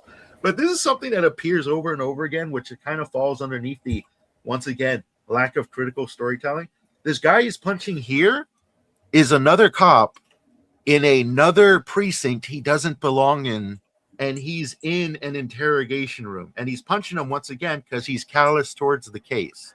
This is the entire comic, is our character spiraling out of control because it's not about the case, it's about him. And because of that, you don't get any suspects. You don't get this litany of people he's got to check out or a bunch of clues that lead to a particular location. You get like one clue and it solves the entire thing. But he keeps doing shit like this, punching cops, punching people he doesn't know, randomly assaulting people. And guess what? He walks out of this precinct perfectly fine. He's like, nah, they'll just, you know, they'll call us in the 2 weeks and they'll report it uptown, you know, it's nothing big. And here's, of course, what I'm talking about. Each one has this little article where Warren Ellis goes into some visceral stuff about what inspired him about these comics. And I found at least one typo in one of these, and it's written more like a comic, as in like it's got really short and stammering sentences all over it. And it's like, you know what, stick to the comic books because it's not working out too much in that department. I said most. Is this the one you were talking to me about like a couple days ago? It might have been. Yes, this is the one. I got these little stickies here to remind me of what I'm writing down. Oh yeah, this is the one where characters talking about those stickies will come in useful. They'll be useful when you hit 50. Trust me. They'll be all over my house. This is the one where a character starts talking about, I'm gonna be 50, man. You know, like, no, he doesn't say I'm gonna be 50. He says I am 50 because look at his 50-year-old face. But he's all like, I'm about to have my first kid with my new wife. Wow. I was like, no, you're not. That's your I mean, to be fair, he is 50. He might be rich. His new wife might be like, maybe he bought some Bitcoin early in. Yeah. Now, this is another good aspect of it. We actually have this fight here, which actually just amounts to a lot of stuff in this comic where it's just kind of like, this is going to happen because we need an aspect of the plot to end up in your hands, and this is going to happen randomly by you running into a pimp who beats up his girl. But what I like about it is it's a straight fight scene for, I believe it's 2-3 flips, not a word spoken, all fight, and you follow it perfectly. It's fucking great. And you also get like this mix of panels, slightly slanted, not too off slant. The ones here that are supposed to hurt, they're definitely out there. And I love that the paneling just reinforces the punches and the hits throughout this entire one. And this appears not just in this issue, but in multiple issues where there's these moments happening and the words disappear, everything disappears. And when you're just flipping the page one after the other, you finally get engrafted into it. But it's only these moments in between. But then the character starts talking, something happens, and you're like, oh, that's how it ties into the plot. And by this issue, you basically know who did it. You know what's going on. And I didn't like it because, as I showed you at the beginning, we're barely going to flip through these. We're going to flip through my little stickies really quick. See. Oh, yeah. This was another one of critical issues real quick. This guy is just waiting for his fake girlfriend / sister to get off work. This is the second time he's seen her in his entire life, and he's going to ask her out. He starts off with him saying, hey, think you can wait an hour before going in for work? And her reply is like, I'm actually off today. And critically thinking, I'm thinking, how long has this guy just been standing there? He doesn't even know what her work hours are. He doesn't know if it's her day off. It's been there for like an hour. So stuff like that keeps, it's one of those things. Punches people, just standing there all day. Why is the chick on the? Never mind. The face is getting so inconsistent. I'm like looking over on. She actually doesn't look the same here as she did in the previous issue either. He looks that's Dylan Mulvaney. Oh gosh, dude, I'm telling you, she's a dude. That's a man, baby. See, what did I write down here on this one? See what I wrote down for myself to remember. I need to learn how to write English and handwriting. Oh yeah, this is the one. You're gonna start critiquing your own notes. I am. These notes are completely inconsistent. This is another moment. This is another moment where he should have been severely punished. He's literally at the beginning of this, like right here. He's being chewed out by the chief because he's finally being held responsible for punching that other cop. And he say, go home. I want you to go home. You're suspended. What's the first thing he does? He kicks in the door and he breaks it. And they just look at him walk out. To assert his dominance before he leaves. Yeah, and of course nothing happens. You're the alpha male. Nothing happens once again. And then there's that chick's face again, but she looks more like an alien in this one. What the fuck is with the Muriel Hemingway is a very handsome woman. Yeah, this one is just too fast. It's missing panels. Right here, they're in the bar, and she's like, I'll finally take that drink now. I'll take that drink now. He's trying to convince her to have a drink. And then it jumps to them like 8 drinks in. Wait, so is this like just a random chick, or you were saying this is his sister he's trying to bang? No, this is a chick that looks like his sister because they look alike. And she's the chick that works at the morgue he met the one time. What? And talked for 10 minutes. She's the nurse at the morgue. Yeah, she's the morguist. Well, he's trying to bang his sister, or his sister's look-alike. Yeah, he knows she doesn't. All weird levels of fetish going on. Yeah, this is the last one where what the fuck is this? See what I got. Oh yeah, this one's hilarious. Like I said, they speed through it. Once again, a slow bird that speeds up. He's having a flashback. What the fuck is that bottom panel? He's having a flash. This is a different woman. You know what? Whoever drew women's faces on here doesn't know how to draw women. I was gonna say the dudes' faces are pretty decent. Like they got good personality. They're varied, but the women, this is a different women are woman? not. This is a different woman. Yeah, he's got same face syndrome. This Hold is up. a Is the flashback. main character the serial killer, and he's just killing women that look like his sister? No, It's like Polka Is that Dot the Man. plot twist? this is a flashback where we watch his wife die for no reason. It's just a Wait. drive-by. It's So a random. he married a different woman He married a who different just woman also happened to look like his sister. who happened to Take look my like wife, his sister. please. And he's What interested the in this new chick. And she just gets shot from random person we don't know. It's a flashback to watch a drive-by, and then it's Professor over. X. It's like, hey, aren't you sad for your main character? This is why he's sad. His wife died, who we never introduced before this. Does Now the she's story gone. ever acknowledge that he's like hunting for women that look like his sister? No. And the big shtick is, So and this it's, takes place in Alabama, right? yeah, deep in Alabama. This one is the end issue, which is probably the second best issue because there is almost no writing in it. It's just a chase scene. It's just a long chase, which fucking works. This is where it's powerful, and there's no women faces in it, so you know it doesn't look ugly. Yeah. And this is where you're chasing your only suspect, which was the girl's principal, big shocker, or her teacher. Though there's an aspect of it I don't like, because as we saw at the beginning, the dude basically tore him up in boxes and just eviscerated him. And the whole shtick was, well, he was a pervert and he loved her. So he tore her up and put her in boxes and eviscerated him. And I'm like, that's kind of a jump. That's kind of a jump, because That really we escalated get quickly. that really did. Yeah. And not only that, but they also, I forgot this aspect of it. The story tells us that the girl was tortured for 3 months. And I think, what kind of psychopath does that? Like, jumps from, I'm a perv, to I'm going to torture you for 3 months and just chop you up into boxes and put Wait, you is in it there. supposed to be his first time doing it? Or is it Yes, supposed to be like first. a recurrent first. First. This is number one kill for this guy. And that's why at the end, so it's like, you're thinking it's like, that freaking Jeffrey Dahmer isn't that insane.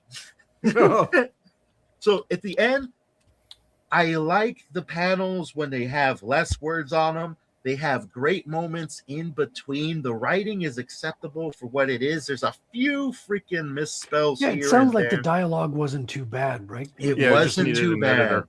It needed an editor. It needed a few passes. We actually get this final scene where this guy confesses, and it actually looks good. I like that facial expression for a psychopath.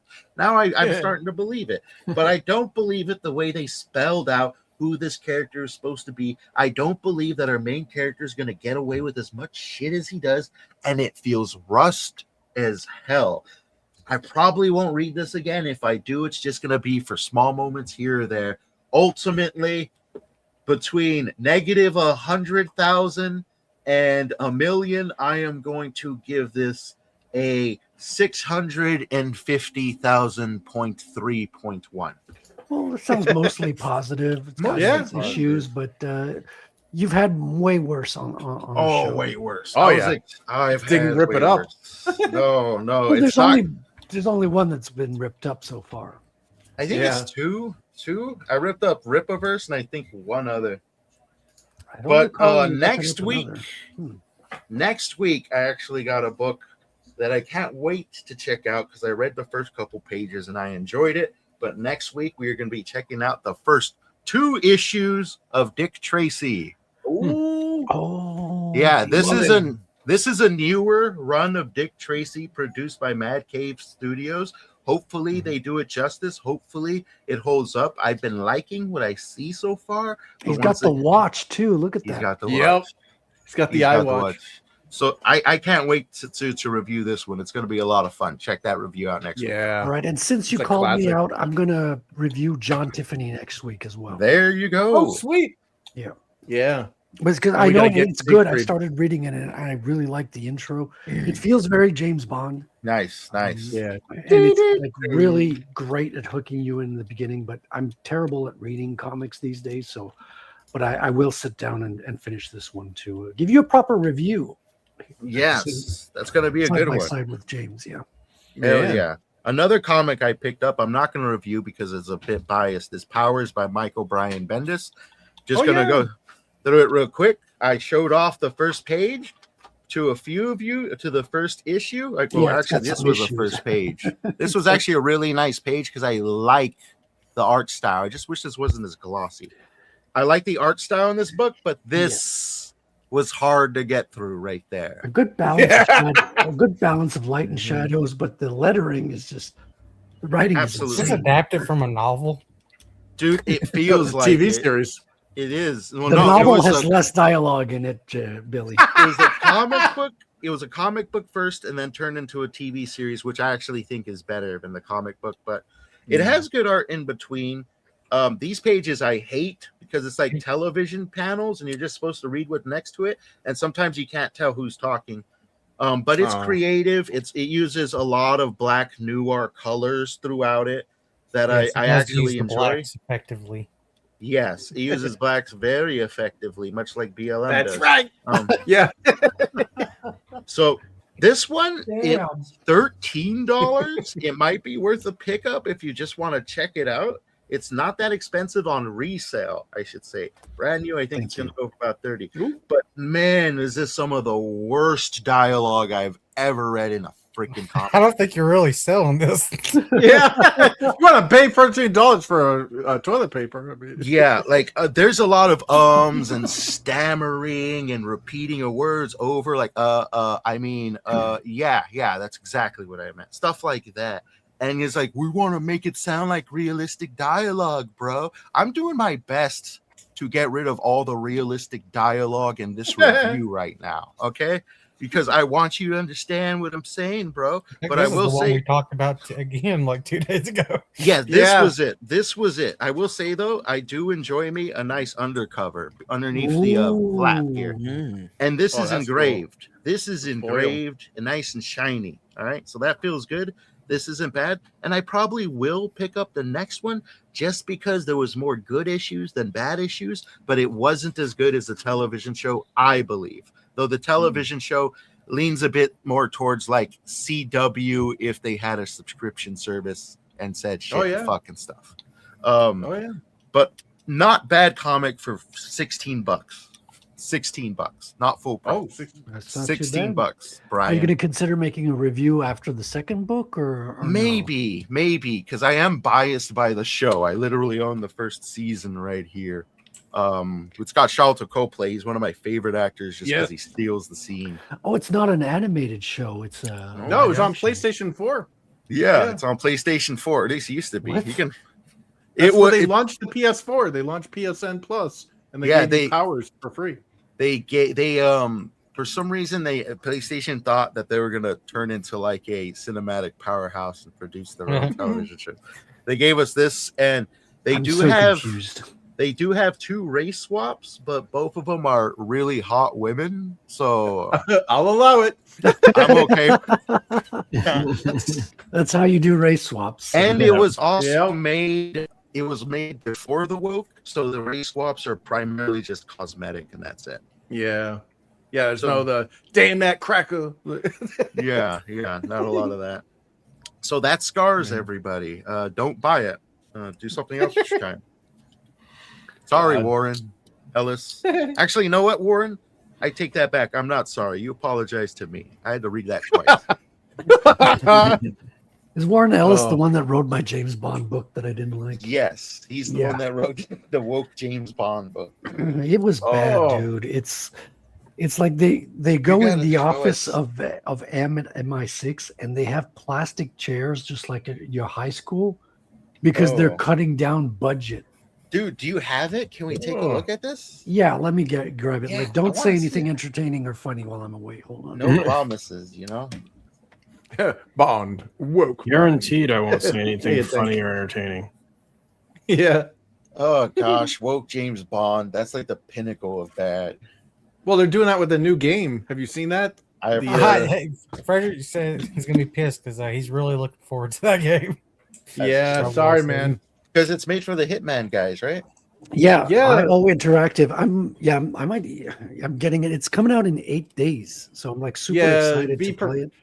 be prepared for dialogue that will browbeat the lummox that is James Bond because he's an evil man with toxic masculinity. Frederick, was it in your Discord where I read that somebody took a picture out of the latest Bond book? Yeah. And it was talking about proper diversity and the lack thereof. And I'm like, I took a picture of that. Here's the thing: that game, it might be, you might get lucky where it's there, the woke shit, Well, but you can ignore it. They said some good things and there's some bad things. So obviously they got the whole DEI, like Indian mom, and oh god, so the whole cabinet is pretty much DEI. The good stuff is they really went into the old books and tried to stay faithful to as much stuff as they could in the old books, but at the same time they're doing a male character set in 2026 with you can read the subtext into that, right? He's a straight white male. He's already persona non grata. Now you're still kind of like talking to women and like playfully hitting on them. So I could do a review of the game when it comes out. I'm still going to pick it up. I'm like Hitman is my favorite game of all time. So don't worry. Eventually there'll be mods. Well, that's what I figured as well. I'm a big fan of the mechanics. It's got the Uncharted. So it's people say it's between Hitman and Uncharted because it's not a Hitman, right? Yeah. But it's got the same mechanics. Instead of like wearing different costumes, James Bond has bluff. So you come into a situation and they're like, who is this guy? And you could just like say something that'll diffuse the situation and get them thinking that you're somebody else just by being quick-witted and bluffing your way through it. Oh, 40, so that's going to be 47 no's. What is it? 47 no's and 1 yes is a yes. Now all of a sudden I want a James Bond Telltale game. Now this comic is what got me into like Rattel exists because got of a this ribbon. book. Oh wow.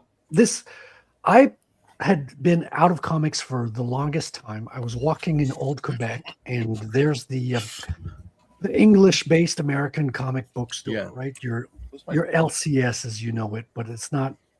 They're not everywhere in Quebec because this is like mostly French culture.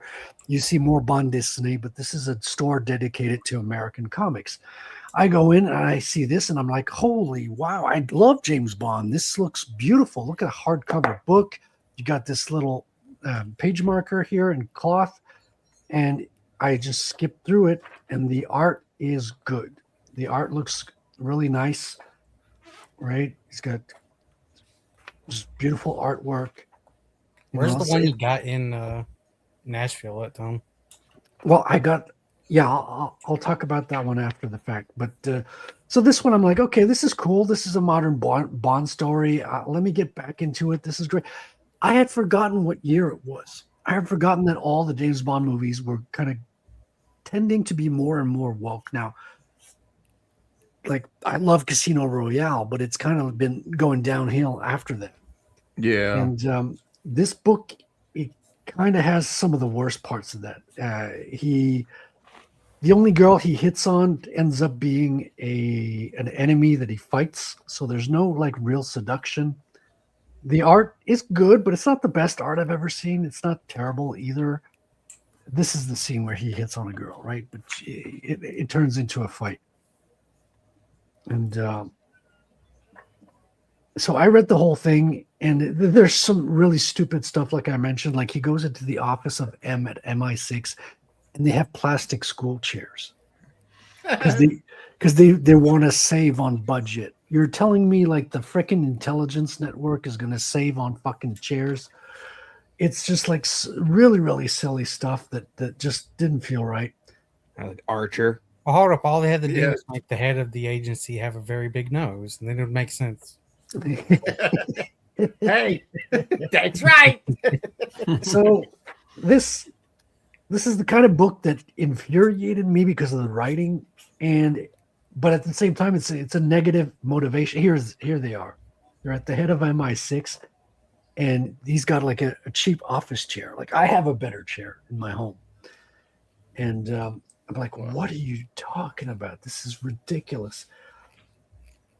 And this is ended up being a negative motivation in the sense that I was like, okay, like comics are they're so woke now. Like I could do anything that'll that'll resonate better, right? Mhm. It's like Bond, woke Bond, right? That's right. Pause the show. What happened now? That was when you left and you said, "Don't say anything funny." Yeah, exactly. Right. Oh no, Scars suck. Too bad, Warren. Yeah, dude. Like Well, I think at least he it's drank above the Kool-Aid. average. Warren Ellis, it's above average. But that's just because average comics suck. Well, yeah, Oh, man. he could Hold write up. a Is it story. above average because of the writing, or above average just because the art's not too terrible? A mix of both, which is a lot to say about average comics. Wow, Yeah. you see her brains get blown out? Do you? Yeah, right there. Yeah, yeah. So, what do you think of this gore? Let's take a look right there. I mean, that's kind of the cloud blood I'm talking Yeah, that's about. not really that great. Well, you Where's the brain you gotta matter? see like actual brain matter fucking Some flipping out. skull, Yeah. some clouded blood there. Yeah. So that works for Also, body she shots. looks like she's enjoying that in that panel. Go back to it.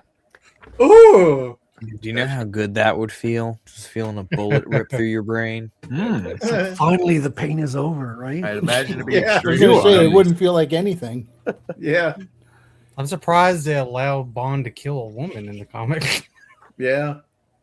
Good point. Yeah, I was going to figure that he'd be James Bond. I have a license to kill, but only white men. Yeah. A very blue comic, at least this issue. Yeah, I mean, it's got. It's not all bad, but it's just like the stuff that's bad ruins It's really the bad. rest. Yeah. And you never feel him get going full on James Bond. That's the thing is I just felt okay. This is the state of comics. Let me go and write one. Let just me go and create my own thing. And this turned out to be like what motivated me to get back into it. Because I had been people who don't know most people. I worked hard to become a comic book artist, like from young teenage life since forever, since I was a kid. I was accepted at the Joe Kubert School, didn't end up going because I couldn't go from, living in Canada to moving to New Jersey was not something that could happen. Hey, Katie, nice to see you, man. I hope your son is feeling better. It's not going to be a CG After Dark tonight, unfortunately. Katie's going to watch over her son. And but we're happy to see you in the chat. It's always nice to see you. Mm-hmm. I was gonna be like a professional comic book artist. I got a couple of contracts, but couldn't make it work. So I had to end up doing a change of career in computer networking and website programming and all that. Turns out that was easier to do and more lucrative, but you can't take the comic book artist out of the comic book artist. Doesn't sound like it makes any sense, but you know what I mean. I couldn't kill the dream. It was always in me. I had to come back to it at some point. And this kind of kicked me in the derriere and got me to create my own character again. And I guess I'm in a better position now that I can actually tackle it again. And I got my first comic book out. And it's in the printer right now. Can you? Yeah. Can you believe it? It's at the printer. It's out of my hands. That's where they print it. Allegedly, yeah. What?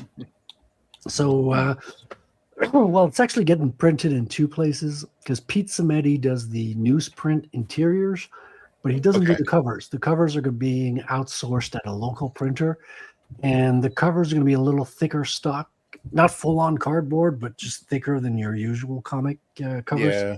So hopefully that has a nice feel to it. I can't supervise it. I'm not on location, though. I should send Chris out there. Chris, you should go investigate it. There. A couple of weeks ago, he told me it was going to be 8 to 9 weeks. So yeah, it's going to come out this summer. It'll be in your hands if you back the book. And as you were saying, Billy, I got another James Bond book when I came down to Nashville and visited you, but it's like a collection of newsprint James Bond, which is all black and white, but it's old, so it's got to be better writing. Again, I also want to say this has Ian Fleming's name on it, so that's garbage. Yeah. Yeah, it's all about branding, right? Not only that, look at the title alignment. the S in James is like mashed up against the edge. Like that's true. It's real close. Move that closer to the spine. Yeah, there's lots of room here. Yeah. So a little bit disappointing. I mean, the quality of the book is dynamite. It's not dynamite, but it's dynamite. You know. I actually stopped buying Dynamite after just looking at their lineup of comics. Yeah. So buyer beware. I mean, it's a shame because a lot of times you just put a lot of trust in the actual quality printing hardcover side of things, but it's not always the case. I mean, some independent authors who I shall not name have made really impressive, exteriors, leather-bound copies of their first ever novel. Doesn't mean the interiors are great, but And I've actually started taking up book binding, so that way I will soon be able to review a book's quality in full aspect. Oh, nice. Yes, I am learning the different types of stitching and gluing methodologies now. Very cool. Yes. Surprisingly, very affordable to get into bookbinding. Then again, it's mainly paper, cardboard, and literal string and glue. So yeah. You ever sew a spine? It's basically a bunch of trees processed into different things. And I like to murder trees. And the type of glue they use is like that freaking old school glue that you use. Oh, like the Elmer's? Elmer. Yeah, but just slightly more stronger than that. Ever so slightly, but literally falls underneath the same, I guess you call it. Oh, but that glue's terrible. You can't even sniff that glue. Come on. Yeah. Well, it's pretty I wonder if it tastes good. All right, if you guys are into good binding, let me show you this beauty. Is that leather? No, it's textured cloth. Okay. Yeah, with foil. Wow. So this is a French translation of Hellboy. Gross. I actually saw how they do the foil stuff. C'est Les Germes de la Destruction au nom du diable. Mike You can even Mignola see the snail trails on the book. avec John Byrne. Édition Delcourt. Look at this. How do you say Hellboy in French? Hellboy. Yeah. But with Le mauvais garçon. You just have to like sneer when you say it, Hellboy. with disdain, like Hellboy. Actually, I know that That sounded so fruity the way you said that. I understand that the word doesn't change because it's a name. But if you were to say the words hell and boy in French, how would it be said? Garçon de l'enfer.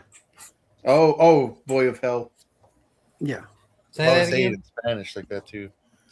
That boy came from hell. Now, Oh, hell no. this is like the complete opposite of the James Bond book in that the exterior is just as beautiful as the interior. Yeah, and the that quality. is really nice. This In is, America, this would just be called Florida Boy. this is American. What are you talking about? That's the joke, I think. Oh, my goodness. I can't say that I do much better jokes. So Oh, dude, they. Oh, You don't. I see you crack the spine. Right there. Oh, it's Yeah. fine. That's fine. That's just the stitching. No, that's because multiple stitching like that. It's not because it's cracked. Yeah, That's a good thing too, because stitching is a great sign of a good bound this is a book. beefy boy, dude. This is a beefy Yeah, it is. Hellboy. So is that And like this a is only belt? tome 1. I have tome 2 as well. Wow. Oh wow. And Yeah, that costs Canadian money, guys. it's not too. Yeah, well, you know what costs a lot is the freaking translation. Is the price here? Why didn't you just get it in English? Because he this lives in looks Quebec. way better, dude. I did like in English. You get it like in these cheap comic book formats. This is way better. It's a premium, huh? Yeah, Uh, I'm sure you can find an English version of something like that. How is it focus? Oh, there you go. yeah. Because Yeah, you've been I'm pretty drinking sure too there's an much, English Chris. It version starts of to that look one. out of focus when you drink too much. Yeah, it gets out of focus. So, no, well, I don't care if it's in French or English. I really thought that this looked too Yeah, good to it pass does up. look good. It Yeah. does Yeah, look that good. is. I have it. The Do you have that size of one? it. I have it in the proper English. Oh, Oh, the same what? The same format. So it's old Yep, English? same format. Finding really. Yeah. It looks good. Oh, Yep, the cloth bound hardcover. Yep. sweet. It's a little bit damaged at the top. I don't know what happened here. Must be the stupid cats. uh-oh. Look at that. Yeah. The This only is thing difference is it doesn't have snails on it, right? Oh, it's got frog's legs. How about that? oui. Yeah, this is a masterpiece. Well, I'll get my hands on it, and then I'll tell you if it's a masterpiece or not. Well, I like the art style. I actually want to. It works. I want to review some freaking Daredevils soon. Yeah, there's Frank Miller's Daredevil. Exactly that one with John Romita as well is pretty good. What's that one that the show was based off of? Which show? The good Netflix, not the Netflix, the other one. Wasn't the Netflix one, the first. Yeah, the OG Netflix, yeah. Man Without Fear. Man Without Fear, yeah, that's the. You never read that one? I haven't read any Daredevil. That man has plagued my family for the last time. I'm gonna read some. I'm excited. What's fascinating to me about Mike Mignola is he goes to show that's a nice that page there. You don't need like to put infinite Very details beautiful. on a page for it to have a high impact. Yeah. Speaking of which, let me play this clip that kind of delves into Mike Mignola's work a little bit. So Mignola sticks Hellboy in front of the window for a nice bit of negative space. He leaves out some colored lines to hint at the shape of a window, adds some very interesting background details, and covered everything else in black. This is, of course, not the only way to draw focus to the stage. Yeah, that's how I draw fuckers to the stage. Milkshakes get it done. Yeah, I'm sure she draws a lot of fuckers to her stage. Draw fuckers. Yeah, it's a little Skeletor like. This is Yeah, just a Nosferatu. masterpiece. This is an artist that's found his style. And there's a whole documentary on Mike Mignola explaining how he broke into comics. Did he also write this? Yes. So he, except for the first chapter, which was written by John Byrne, he asked John Byrne to do the writing because John was experienced. Mike had no experience writing comics before this, so he was like, "I need someone who knows what to do." So and John was like, "Okay, I'll reluctantly wrote the first issue," and he was like, "Yeah, from now on, you write it. Like you know this better than I do. You go ahead and write it." Yeah, and he kind of gave him kind of forced him to write it himself. And also, correct me if I'm wrong. This book is also everything that he wanted to draw. He did not want to draw planes, cars, and all the other shit. He just wanted to draw like old mythic Gothic buildings. Exactly. Which, if you want to draw really well, is avoid drawing stuff you don't want to draw. Right? Like he, and this is him saying this. He was terrible at drawing cars. He was terrible at drawing a couple of stuff like cars, and so he just didn't put them in his script. He just made sure that it was all stuff that he wanted to draw that was in his script, and it works. You know, it works for him because you just focus on what you like, focus on what you think is beautiful, and focus what you're interested in. And I don't know if it works for everybody, but it certainly worked for him. Yeah, you can his style. Oh, sorry. I was just gonna say he cuts like a whole 20% of the page is just thrown one big shadow, and it works. It gives negative space, you know. Oh yeah. Well his style reminds me. Yeah, you gotta focus. But no, his style reminds me of posterized Xerox of photos.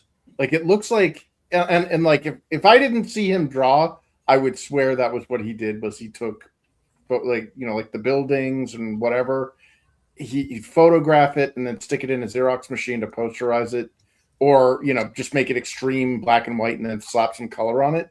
But I've literally seen him make art, and it was like, wow, he's pulling that from his head. He's not tracing over anything. He's not looking at stuff. Like that's all in his head. Yeah, and when you look closely as well, Freaky. they're all a little bit crooked. They're like Yep. crooked in a good way. You know what I mean? Like hand drawn crooked.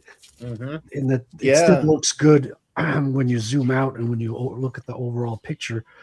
But when you go quickly, zoom into the details, like none of this is traced. Yeah, that's all from his head.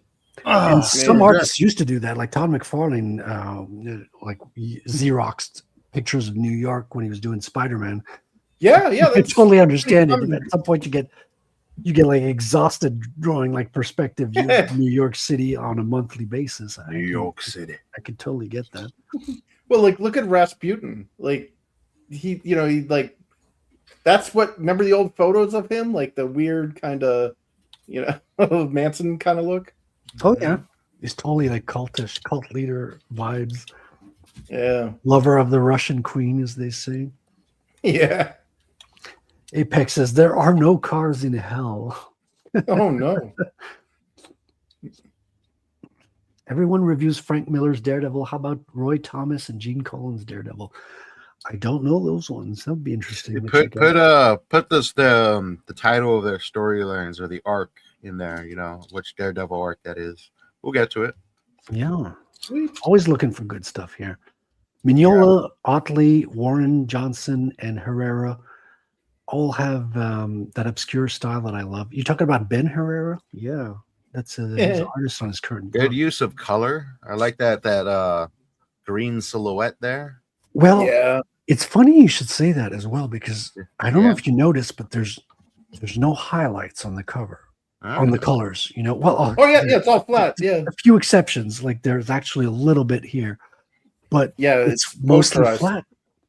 It's mostly flat. It's all in the selection of the colors. It's like he does the right choice for what really stands out, what really gives the vibe, and there's just like.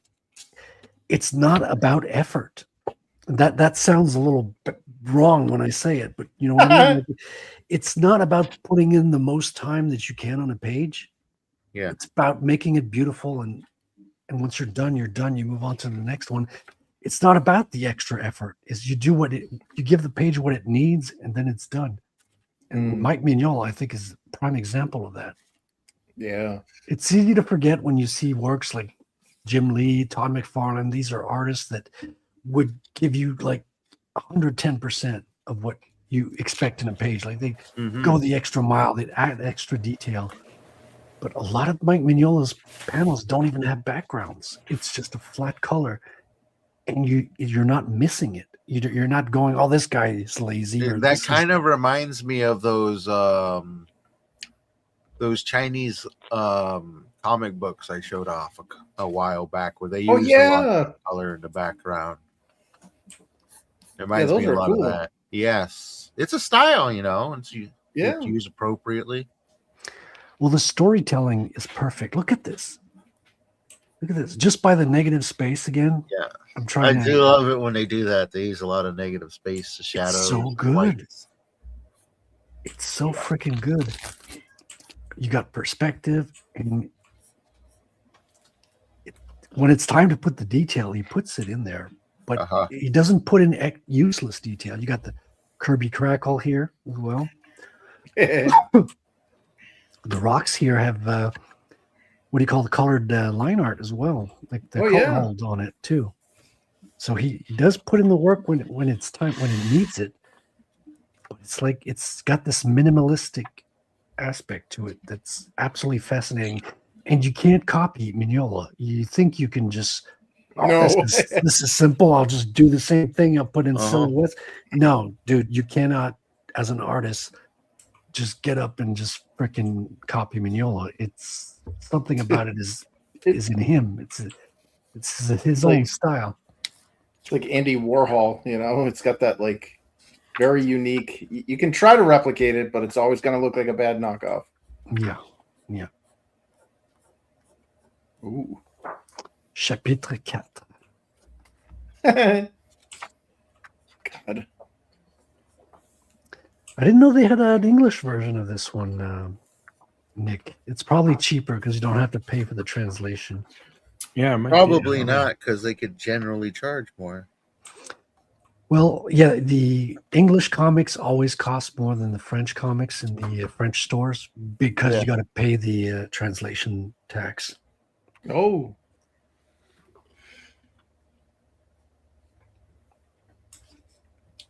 Wow. On the screens, he doesn't put too much on the screens. Yeah, you want your eye to be drawn to that target or that subject in the center of the screen there. Which brings you to the essence of comics, which is storytelling. That's why it works, because it's not about how detailed your each individual piece is. It's about how the narration brings you into the story, how the characters come alive on the page, how they move in motion because of the sequence in which you read them. Yeah. I just use AI. Well, that's why you're ahead of all of us, Nick. It's true. Oh, now we're getting to the Asian style. Oh my God! This is hey, I'm Asian. I can say it. This is the 18+ pages that you don't have in the English version, Nick. I can't show them on screen though. That's not fair. I know, right? Yeah. I'm gonna put more bricks in the explosion. You know, more bricks. Mike, if you're listening, everything was good up until this panel. This panel needs more bricks. You disgust me. Oh. Well, dude, yeah, that's what he's known for.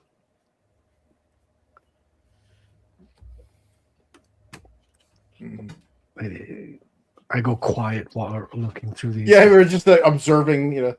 Turned it all to a. This is what makes great YouTube. Just me silently going through comic books. Just do that. Flipping. Doing a lot of flipping. A lot of flips. So, I mean, that's kind of the moral to the story is, it's a style over. Yeah. Over Did effort. you read all this one? Did you read this? Some of it? Yeah. Some of them. Okay. Yeah. No, I am a terrible reader. Yeah, I don't read all the books that I buy. That's a shame. My thinking meat hurts. Well, that's why I have to schedule reviews. Like some books, like these books I've read. The phenomenon. Yeah, phenomenon. Phenomenon. And, phenomenal tales. Oh, and this is like Email. Yeah. Put them in an envelope and send them to me. I won't give them back. This one's got the most beautiful cover, to be honest. Oh, gee. The work on this is just fabulous. Who did this? I don't know. That face doesn't look that good. Something he gets removed from the chat. It's right there in the middle. Oh, James is having some technical issues. Au revoir, mon ami. There you go. Oh. So yeah, beautiful. Yeah. And not so beautiful. So, I love about a lot of comics that aren't Marvel and DC. There's little to no ads. Yeah. Oh, dude, back in the day, man, you'd buy one of those books and it was like 50% ad. Yeah. It felt like they should have been paying me. Yeah. Well, what's funny is even the reproductions, they're reproducing the key issues that are really high in demand or just very overpriced, and they're reproducing the ads too. And at that point, the ads become content. Oh, here's the ad for the sea monkeys, or here's the ad of the bully on the beach kicking sand in the guy's eyes. And X-ray glasses. I got the X-ray glasses. Yeah. Yes. Baby. We got Art of Roy here. What us this coffee clutch of old chicks? Having a stroke, Art? What's going on? What is this? A coffee clash of old chicks? I think that's what he meant to say, but I mean, if it was, I'm sure we would have invited you, dear. Probably autocorrect. Don't you hate that when autocorrect, you fight it, you type the word 3 times? And Autocorrect wants to it's my nemesis. Yeah. Starts adding words. How did it's I already sound like an idiot. Don't help me. Scribe seems feminine like a phenomenon. Wow, Scribe, Oh! that's those are fighting words, though, dude. Yeah.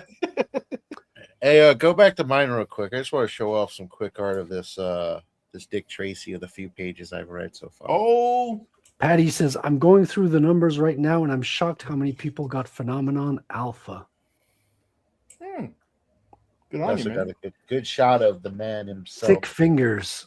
Oh, yeah. An ad for I can't Wolverine wait for this Retro. one, dude. Yeah, I'm enjoying the art and I'm enjoying the read so far. It opens right that the looks way good. And this is up to where I'm at right now. A shot of the man himself. And this is a recent. This is pretty recent. This is a recent one. Dick Tracy #1. I think this from like 2, maybe 3 years back. It's pretty recent. There's a brand new run, and hopefully it doesn't suck. So far I haven't been disappointed, and I'm probably enjoying this more than I have a lot of other comics in a while. It's very genre, and it's very fun. And fingers crossed. Fingers crossed for Dick Tracy. Great opening page. This one I love. Just that the art style. Just the art style there. Yeah, Patrick, remind me what Phenomenon Alpha is in the chat, please. Is it the combination of all early chapters? That's what I think it is, but I may be wrong.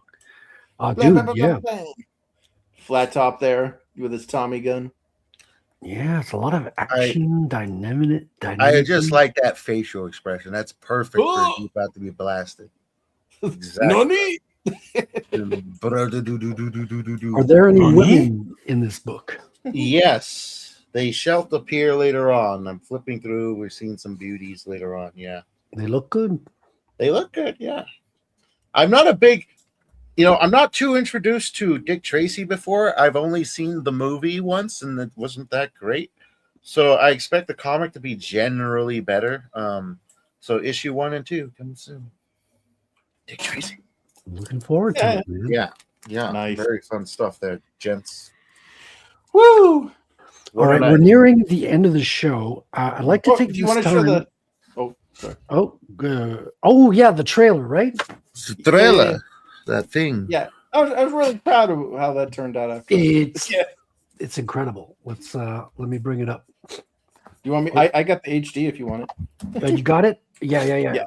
I'll just a caveat. It is the extended trailer. It's not going to be the legit like the one after the campaign. So try to hold on to it until the very end, because it shows kind of like a showcase of the books at the end. Well, even better, dude. Give us the HD. We'll have so this is Immortal Rising #3. Yep, Dissident Aggressor. With cover art by Corey Barton and interiors by Jose Garcia, which, Nick, I don't know if you know this, but Jose also started in animation. Oh, wow. I didn't know that yet. Yeah. Oh, yeah, we still got to do a review on the second one. Burnt Offerings. Oh, you got it here. Sorry. Lives. Here we go. We're just beginning. We weren't children anymore, but we were still so innocent. We didn't know. The gods had other plans. Bam and ice gathered in their masses, just like witches at black masses. Evil hands that bring destruction, sorcerer of bombing's construction. In terror's fields, the bodies burning, as the hordes look for the ruby. Death is freedom for mankind, glory, shattering their simple lives. Oh Lord, yeah.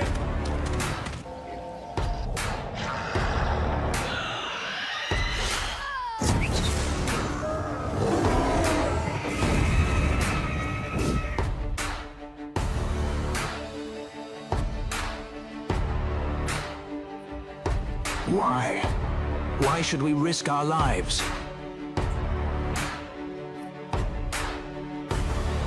Because we're their only hope for survival. We can do this together.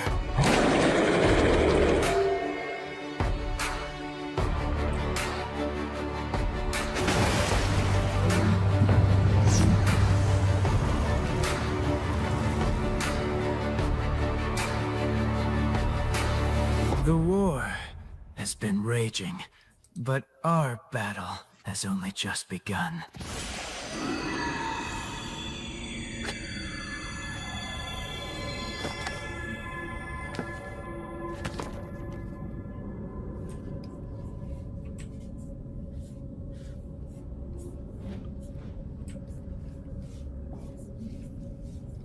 Oh, you can get a trade paperback of all three? Yeah, with a reach around cover. Whoa, I love A reach around. Did you say a reach around There you go. cover? Uh-huh. That's where the cover goes all the way around. Wow, that sounds so wrong. That's because you're gutter trash. It's true. Unlike us civilized actual gentlemen who throw parties for each other. Sure, you gentlemen. Wow, dude, this has got to be the best freaking comic book trailer I've ever seen. Like, Yeah, the man, level of that's- animation and detail that went into that is just astounding. That was a three-man effort. Jose provided the art. We did he Nice. provided the animations, or the AI. But we got that in there, and then Aaron went through and he got the narration, and did that awesome. Oh, I can control the play button on this. I think AI is excellent for trailers, to be honest. Yeah, so Aaron got the the War Pigs thing with his own, like, if you listen to the lyrics, they're talking about stuff in his story, and then he got basically the narration in there, and then it was like he played it for me, and I'm like, I think it's missing something, just a little missing something. So I went in and did a whole sound mix layer, so all of that stuff was all mute when we first got it. So it now has like a legit cartoon thing, and then I did the boilerplates at the end. But yeah, man, I really like how that turned out. I think I've seen this like a million crazy times. good. Yeah, it's crazy. No, definitely rewatchable. So crazy good. Like you see those creatures like filling up the sky, and each one of them is flapping its wings independently. It's like a lot of detail. So did Jose do all the animation? Because this is not. Is it AI or not? I can't. Yeah, even tell. there's. Well, the thing with AI is the more you scrutinize, the more you notice it. And because I've had this thing, I've seen it a million times. I'm like, oh, I should have fixed that, or but yeah, it's Jose's art, so it's not like it's not like they just prompted art to make the trailer. It was that's AI literally animation. AI. Yeah. Yeah, it's just the animation that's AI. But so Jose did not do any of the animation himself. Then it's not. No. The only the only hand or manual animation in there is my boilerplate stuff. So, Which looks incredible, dude. Like you can't even tell it's AI now. It's so good. Sweet. Yeah, congratulations, man. I'd also like to take a look as well a little bit at Will's project. Oh yeah, Will came in earlier today, and I'd love to talk to him a little bit because it's the first time we've had him on the show. Oh, sweet. Will, can you hear me? Will? He's like, I've been muted this whole time. I gotta find the. Oh, I'm muted. Pull out your free willy. Sorry about that. Well, you had your chance, but now you missed it, Will. I missed it. Damn it. What are you doing? Are you doing animation as well? What is this? I started messing around with that because I decided I needed another page between two scenes because I want to finish on a double page spread. And I was working on this thing, and it's actually going to end up being 13 pages in the preview comic because it, like I said, it needs to finish on a double page spread. But then, yeah, this is the advantage of being the writer / artist is that I get to sit here and say, okay, let's write another page. Let's expand this scene. And then at the end of the day, I'm like, this is better.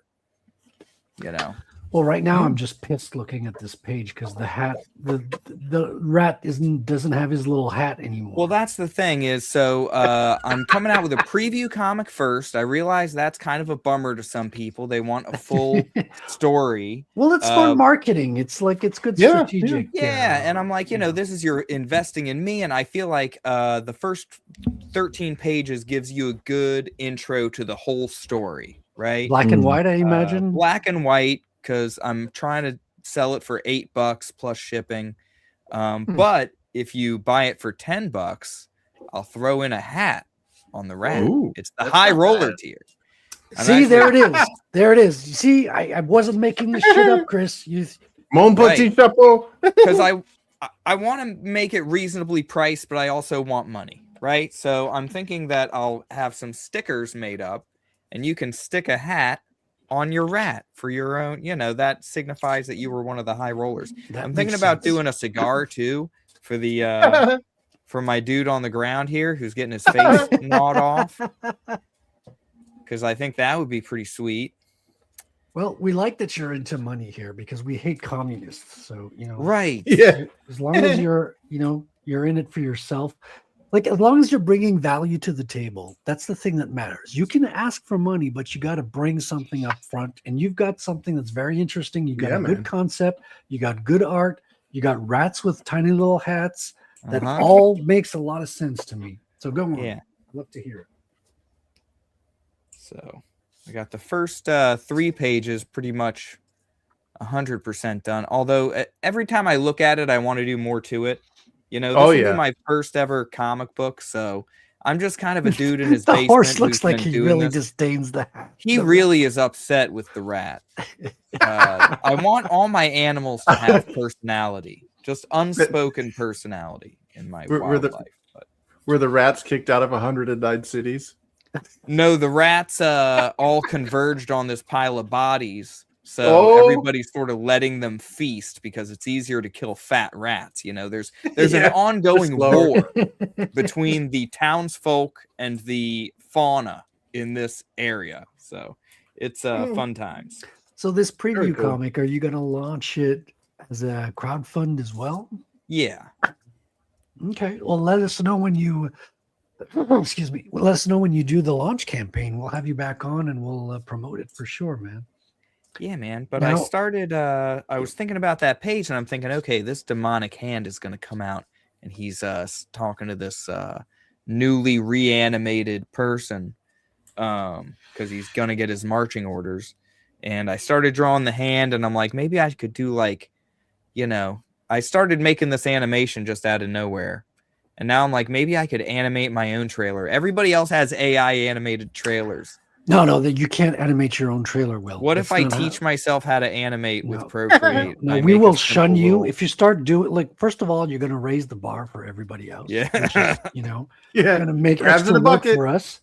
So we're going to have to shun you and totally pretend you don't exist anymore. But no, that would look awesome, dude, as a freaking animation, and also like you could do some lenticular effects. Yeah. Like maybe have a lenticular card or something. Do a lenticular card as part of a stretch goal. That'd be pretty sweet. That'd be awesome, man. But I'd like to do, if I do like the animation with him put in his hand like that, I could have the people rising up underneath of it with their glowing eyes and, their new purpose to murder everybody. It's going to be great. So what are all the little red X's? Are all those mistakes that you made? No, that was me lining up the frames because when I was originally drawing this, it was going to be a comic book page. So I drew the hand kind of small up in the corner. And then I just sort of, my mind wandered and I'm like, I could make this bigger. So I had to resize it for the whole page. So I created those red marks so that I could line it up. And now I'm thinking, okay, maybe I have the hand start a little lower and he's raising his hand up. So now I'm going to sort of add tracking marks and kind of try to see if I can make a nice smooth motion upward and opening the hand. Well, you made a very big mistake because those red X's just ruin everything. You think you just fucked it up. Well, no, the final layers are going to not have that, you see. I know. I'm just pulling your chain. But I'm making it up as I go. I'm not a person who went to art school. So I went to cooking school and then decided that I should make a comic book. So, Well, you've been cooking all this time, Will. yeah, I've and been it cooking, shows, man. dude. Could you go through, because I think you got a really good concept, and I don't like we've got a lot more people watching towards the end of the show. Could you go into that concept a little bit? Explain to us. Oh, of Revenant Steel? Yes, please. I think that's such a cool concept. I like hearing you talk about it. When the 7 Revenant Steel blades were forged, an ancient grudge resurfaces in the world, and an ancient god of death and destruction starts trying to kill everybody again. So it's a lot of fun. Anyway, this guy wakes up with a rat eating his tongue, and now he's Are you sure he wakes up? Yeah. Oh, right, because he's he's a revenant. He's Wise a revenant. from Yoke Wave. So this jerk comes through town and starts killing everybody. He was actually there to steal another Revenant Steel blade. Spoiler alert. He's going to have a second one. Well, you've just gone and ruined the whole series. I ruined the whole series. There's 7 of them. There's a lot. There's reveals all over the place. But anyway, these guys that he killed. Oh, I love that shot, dude. That's a great overhead shot. The first panel there. Because Perry the Paladin comes in to town and he says, "Hey, what's up with those dead bodies?" And the dude's like, "Hey, we're going to burn it in the morning. For now, we're going to let the rats eat. They're getting out of my kitchen. So that's nice for us." And he said, and he's like, "Well, how did they die?" And he says, "Well, this dude came through town, blah, blah, blah. He freaking murdered all these people on his way out. We had to chase him out of town." He's like, "Okay, this is the dude I've been looking for, and shit's about to get real." You know what I mean? So these guys start waking up. Are you sure you're not ripping off Ratatouille? Yeah, I'm ripping off Ratatouille. I like what I'm hearing. I like what I'm hearing. Yep. Yeah. Yeah. But he's going to explain how to kill these things. You have to kill them in a very specific way. He explains that these weapons were created and given away as gifts to aristocracy, to very important people. One of them was used to murder a slave, or to punish a slave. And that slave woke up. And that's how they figured out that when you kill people with these swords, they wake up. Dude, that is really good. The intensity in the body there is just, you can feel the crispness. Buried the platypus. That is insane, dude. No, whenever I come on and I'm actually thinking, okay, today I'm going to talk about Revenant Steel, I won't have to be so chill about it. But yeah, it's well, you're living. It's and pretty breathing intense. it. It's a pretty intense thing. I'm trying to figure out this page, because that's the other thing, is I keep redoing shit. Well, that's okay, dude. Especially this is where he's pulling it out. I've just tried that panel from a few different angles. Anyway, I don't want to get it. I don't want to waste all your time with that. Dude, you're not. That's the stuff we're into. That's what you don't understand. This is what we're about. The process. Just trying to figure out, does this make sense? You know what I mean? This and that. I have a couple of people that I send these to, and I'm like, "Hey, how does this look? Do you understand what is happening?" Especially with digital, you can rework the panels much more easily than you can with. Oh yeah. So that's been the fun part of doing this is, I come in thinking I can just sort of power through it, and then I see, I get feedback and I level up. I threw my first 3 pages on hard art, and I got tore apart. Oh, you too, me too, man. Welcome to the club. I went back and reworked everything. Same here. Well, I couldn't rework the art; it was too late. But I redid the whole lettering. I was still at a point at the time when I put it out there. I was like, okay, I'm making a page a week. I should be able to get this done in this amount of time, blah, blah, blah. But then they're like, dude, you need to figure out how to draw clouds. You need to do this. You need to figure out how to draw in perspective. Yeah. And so then that kind of put things back a couple of months, So now I'm here in May. I was going to launch back in February or March. And now I'm like, I should launch in June, once I have more of this really ironed out. Well, June's not too far off, dude. That's this is a month. tough scene that I've been trying to work out, because these guys are waking up and back at the gate, this dude's bringing in a shipment. And you got the lettering in your thumbnails too. That's smart. That's something I should have done. I hit myself, shot myself in the foot a couple of places by not. Well, I realized if I'm sending these pages to somebody to give me an idea of like, does this make sense? Sometimes it helps that they can read what the heck's going on, So the mist is heavy at this point. One of the things, there's like battlefield conditions that take place. One of the hallmarks of my storytelling, I think, should be well thought out battles and fight scenes. So I'm really looking forward to doing the next batch of 12 pages where I can get into the first part of the battle, and then we can batch get of 12 pages. That's like half of my book. These kids are crazy. Yeah, I mean, the problem is I'm sitting here thinking, okay, when is a good ending for the first page? Because for the first issue, because if I'm going to be expecting somebody to pay the shipping and everything, I want a good stopping point.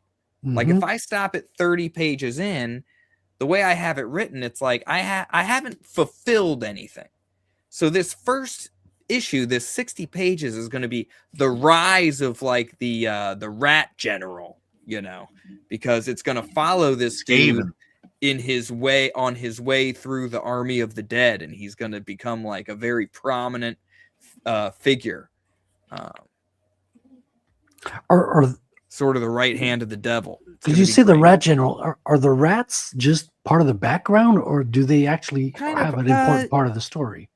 I wouldn't know if I would say important part of the story. They come in handy occasionally, because they form like a bond with these dudes that wake up, because they'll ride around in their cavities or whatever. Like the one dude's probably going to have one in his gut that'll can jump out and jump on somebody's face, maybe. Right, they're kind of symbiotic with the undead in a way. Little bit, because I want to have it where the undead, you notice their eyes are glowing, right? Like they see the world, they can see your soul, basically.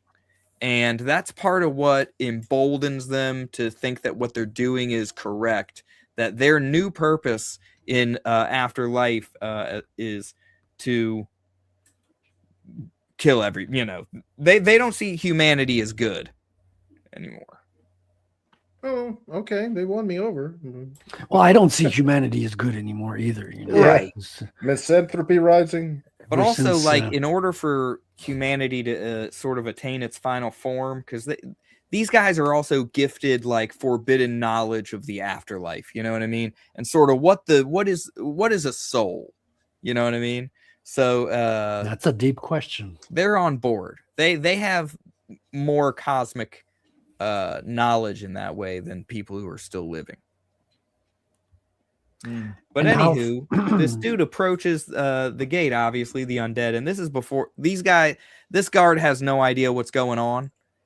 So he's like, what the heck happened to your face? And then this guy, because this is a fantasy world, some people are more in tune with dark magical forces or whatever. So he's like, look at its eyes, kill that thing, kill it before it gets close. I like that they're commenting on the face when you can't see the face. That leaves you to use your imagination a whole lot more. Right. Well, you've seen the faces at this point. You saw the faces pages ago. So you can imagine, that this dude looks, if you saw a dude walking up to you with no face, maybe you thought a bear got out. Maybe you thought this guy got attacked by a wild animal, especially in this place, because, you'll learn more. Part of the preview book, it's going to be a 24-page book. And the first 13 pages is going to be the first part of the story. But then the last bit of it is going to be a lot of supplemental material just about sort of myself and the world that I've created and stuff that, maybe you won't necessarily read in the book. It's the real kind of nerdy stuff about the planet that they're on and the continent that they're on. This is a totally fantastic world, in other words. Yeah. It's a dark fantasy with its own magic and everything. I gotta say, I love the page design on this. This is really cool. This is almost, one that I really like. Yeah, this is almost like a movie poster. Yeah, it reminds me of obviously of Nightmare on Elm Street with the Freddy Krueger hands. Was that an inspiration at all, or no? I mean, maybe like in the back of my mind, it was Freddy Krueger may have been an inspiration, but just that visual, those long fingers. But you know, I'm like, should I give away everything about the story? Of course. The strategy is to always give. Tell me more. You want to give out everything on my show. Do it. Well, obviously, I mean, you can kind of tell from the cover. Okay, all these 7 blades that were created, they're all connected to this singular demonic entity. You know, so it's like our forging of these weapons brought him and his will back into the world. Oh, have a good one, James. I love it. So long, James. James left. Oh, he left. Well, that's what James does. He just disappears in the night. Apex has long blades. Yeah, he vanishes like the mystery that he is. And how far along are you into the production? You say you're doing the launch in July. I want to launch the preview edition in July. Right, the 13 pages. Yeah, and because I'll be pretty much done with the first 12 pages. Plus, you know, I got to find. Well, I've done some research on printing and stuff like that. I found that's all coming. I got to get all my ducks in a row. Let's just say that. I got to get all my ducks in a row as I finish these pages. You know, these first 13 pages, and then I'll be tightening up the storyboards because I have the script done for the first page, but like I said, I'm doing them 12 pages at a time as far as. So you got the script done for the first page. I think you mean the first issue. The first issue, the script is done, and then I have plans for the next 3 issues. When you're writing for yourself? How detailed is the script? Are you doing the script like hand-drawn thumbnails, or are you doing like a classic movie script kind of a thing? Here, I don't know how unique my process is because I just sort of did it on my own, where everything comes from these scenes, right? So like the whole concept comes from that scene of the dude waking up with a rat eating his tongue. You know, and having been conscripted into an evil army. So that was like the nucleus for the idea. Everything sort of like comes around that. And then I'm like, okay, so the rest of the script, I have sort of the plotting out. Okay, this is how the battle's going to go. Right. This is what I want to happen in the battle. Right. And so it's like one scene after another scene. And I'm always just looking forward to that next page that's going to hit a certain way, you know? Let me just answer Sheldon real quick. Sheldon says, Will, what happened to all this Nik Axe title description? That was the first half of the show, Sheldon. You have to rewind. Just rewind it all back. And then you can see a lot of stuff that Nick gave us a whole freaking art class tonight. You're not Destroyer. You're not gonna want to miss that. Yeah, I spent most of the time just listening. Dude, we're all gonna buy Siegfried and do a review on that. That's gonna be sick. So definitely check it out. Will just last minute hit me up, said he was free tonight. So I was like, hell yeah, come on, man. And normally I jump on CG After Dark. There is none tonight, so we got a little bit of extra time. So we're getting to know Revenant Steel. I like the concept. I've been following Will's work a little bit on Omer's streams, so we're kind of looking up what he's working on and where he's at now, which is fascinating, which is very interesting. Especially like because Will's been cooking for a long time. I don't know if you knew this, Sheldon, but he specializes in cooking. I do specialize in cooking. Not a lot of comic artists can cook as well as Will can. So take notes. It's super dynamic cooking time. So are you keeping this story like a black and white work of art all the way through, or are you thinking of adding colors down the line when you're I think it could be black and white. Like I'm trying to, because I'm not coloring anything right now. I could probably color some. I've only colored like 4 things ever, right? And I just decided, you know, that's a lot of time. So I've been putting out feelers for like, okay, how much would a colorist cost? Oof.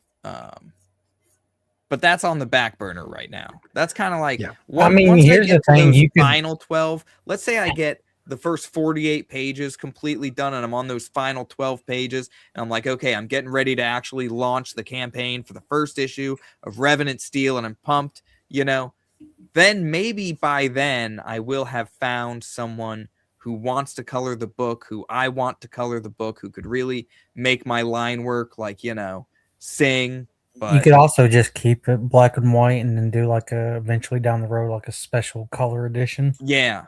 Because there's nothing that says this needs to be color. Because because it could actually look better in black and white. Not gonna lie, like colors do add a lot of times, but you, especially when you're talking about a horror themed comic, black and white works really strangely well with the horror theme and all that. So I don't feel pressured to do any color. Make sure that before you make that decision, because color is going to add cost, it's going to add time, it's Yeah. going to add effort. You're bringing other people into the project as well, so make sure that you absolutely need and want color before you make that decision. Or maybe by then I'll have a little spare time. I'll teach myself how to do some more coloring. Sometimes it also removes away from like the zombie gore and stuff. Not gonna lie, in color. I definitely agree. I would do it in black and white. First of all, looks fantastic. You've got a lot of detail. You got a lot of good shadow work as well. And dude, black and white comics look as good as colors when they're well done. So, like, I don't think you don't need colors. Doesn't mean you don't want to do it at some point. Maybe you do, but I would, especially since this is your first book, keep it simple. It's going to help you keep the cost down. It's going to simplify things, and it's not taking anything away from the art at all. So yeah, don't feel like you need to push color on the project. Not saying you don't want to add it later down the line. I think Billy Bob's right. That might be an extra thing. Yeah, you could do down the line, do a big collection, do like a color one. Yeah, when the whole series is complete, then you might want to do like, okay, now I've been through the run with the printers, with the crowdfunding. I've got a good following. I know how many I'm going to sell.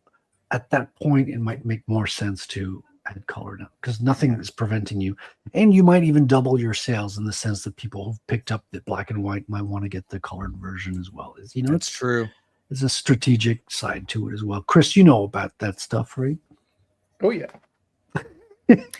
Yeah, I want it to be 4 books right now. Each book is going to be a major part of a larger war between this god of death and his army rising up, and it's going to carry over to the next continent. It's going to be a lot of fun. This first issue is going to be just this one battle where you really get to know the main characters. Huh? How many pages are you wanting to do per book? The first book is going to be 60 pages. The second book might be longer than that. Let's be honest. So yeah, if you end up all 4 of them after that, you end up with like a 300-400 page book. Right. Big ass hardcover. Because, you know, who knows? Because I keep making it longer. Like as I wrote this first issue, it became twice as long as I was writing it. Because I'm like, this needs more space. Yeah. Yeah, they always blow up. Yeah, it's true. And quick question, like, how did this idea come up? Like, where did you get the impetus to, hey, I'm gonna put the cooking stuff down and I'm gonna start drawing comics? Like, how did this initial down? Well, yeah, like 10 years ago or so, and I really hated the way Game of Thrones ended. I'm I was feeling really a theme coming on tonight, folks. Yeah, it's one of those things where I started to have a big regrets about not going into my artwork and not putting myself in a place where maybe I could have saved it. You know, I see the comic book industry and the movie industry and stuff like that, because I had been disconnected from comic books since about like 2012, because I was a big DC fan. I grew up with the John Byrne origin for Superman, Man of Steel. And once they started redoing Superman with the new 52 and stuff, it was like I was being pushed out, Oh, yeah. So then I got into anime and manga, and you read some of these guys they're doing it at 17. And I know there's a lot of Americans that do the same thing, but these guys, Kentaro Miura did Berserk, and he started it at 17 and he just kept going for hundreds of issues. You know what I mean? And that's kind of what I wanted for myself. I wanted to sort of bring that to that attitude to America a little bit. And at first I was going to do kind of a low quality web comic because I'm like, okay, look, I feel like I'm talented, but I didn't put the miles in. This was 10 years ago when I was like, I'll just do a dumb looking web comic. And I was really just focused on the writing. And I was writing a story called Release, right? And that's like a future, deals with AI, and shoot, I could show you some of that real quick as well, because I did a bunch of work on it. We're all about the process here, Will. Yeah. There's other shows for the drama, but here, I like to delve into people's minds, where the ideas come from, how they bring them to life. So this page was done some years, I guess like 2 years ago I did this page. Because I was still working on Release like 2 years ago. I started working on Revenant Steel last August. And so this was like the first page of relatively recent, yeah. Yeah. And so Release, I was trying to figure out what does my artwork look like? Mm-hmm. So you can see in this panel, I was kind of testing out like maybe more grayscale, sort of shading on this robot who's coming in here. He's eating an experimental element. It all gets explained as you do. Plot, you'll see. Well done or medium rare? Very well done. Very well done. But page 2 looks pretty cool. I like the way I started doing my lettering and stuff. I did that kaboom. This is when I was kind of trying to teach myself how to draw clouds the first time. Cool. Clouds are pretty abstract. Yeah, but I'm getting better, man. The more I go, the more better I get. Of course, and there's you don't have to be perfect. You don't have to be perfect at everything. Now you tell me. Yes, I do. When you got a lot of passion for what you do, people will overlook a lot of little details. You know what I mean? As long as you love what you're doing, you're putting in the work, you're doing your best, man. Don't compare yourself to other artists is what I'm trying to say. Too late. Yeah. I'll go through. All right, time to bring up some mirror art to make Frederick cry. You love to make me cry. I was getting out of my depression. You had been. I was trying to pull up the Dyna fucking commission you did just to make you have PTSD with the wings. Here, I'll give you some cheesecake. This is Van Piglet. Yeah. This is Mom. Oh my God, it's Patrick's favorite. Dr. Ben's Van Piglet. That's right. Dr. Ben's character. Yeah. That's freaking awesome. Did you draw this on the Gothics CG Goth? Yeah, because I'll just randomly start drawing if I get bored, I guess, on those shows. Sometimes we'll stream for like 6 hours on Golf Night. It's fun. Whoa, that's crazy. That's 6 hours is a long time. This was do you remember when Ethan Van Sciver wanted to do the Nam Sayin? I don't know about that. No, never mind. The Nam Sayin? Don't worry about it. It was one of those ideas that came up randomly, where it was when Yellow Flash was doing Golden Patriot. Yeah. And Ethan Van Sciver put out this AI generated like Naruto ripoff, right? Okay. It was called Nam Sayin, and I thought he was going to make it. I'm like, dude, I want in on this. And I literally, at the time, I'm like, how fast can I produce a comic book page, right? And so I literally just pushed myself.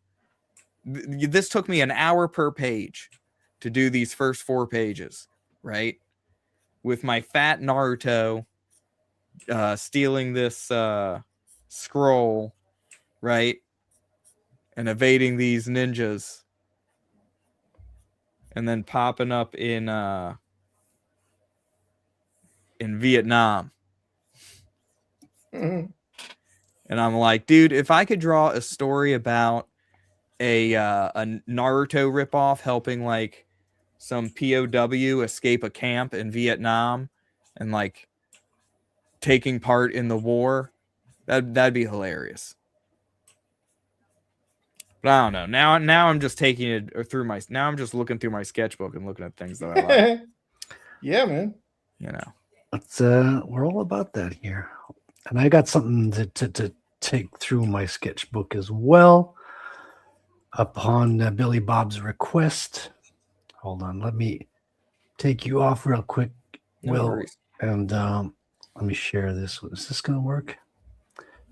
Is this gonna work? Can you guys see this okay? Oh, yeah, I see it. Hey, now. There you go.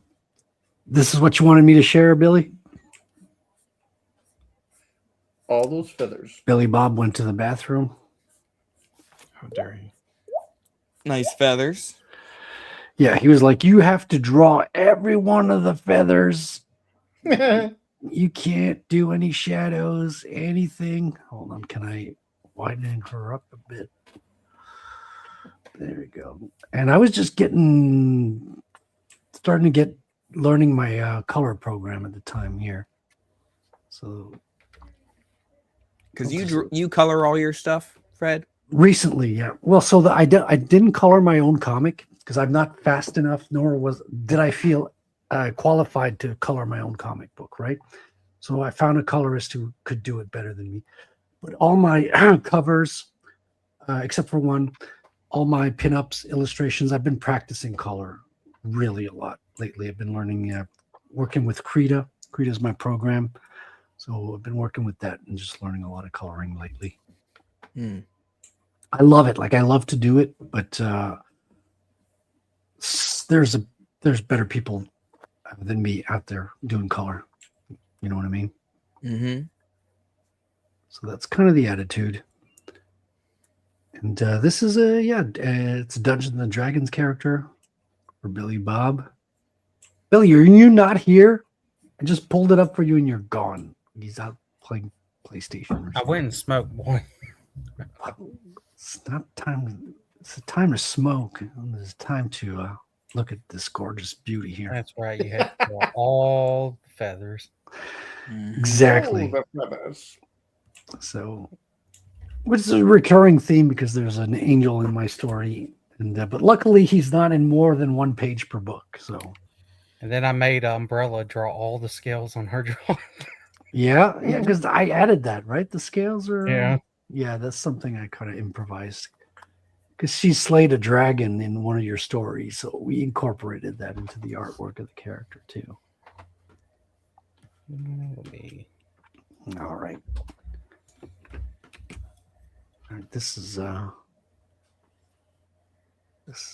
high resolution image. It's kind of killing my computer right now. Let me just close this up.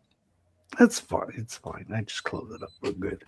But this is bringing us towards the end of the show, folks. And you know what this means? It means it is a show time. Hit it!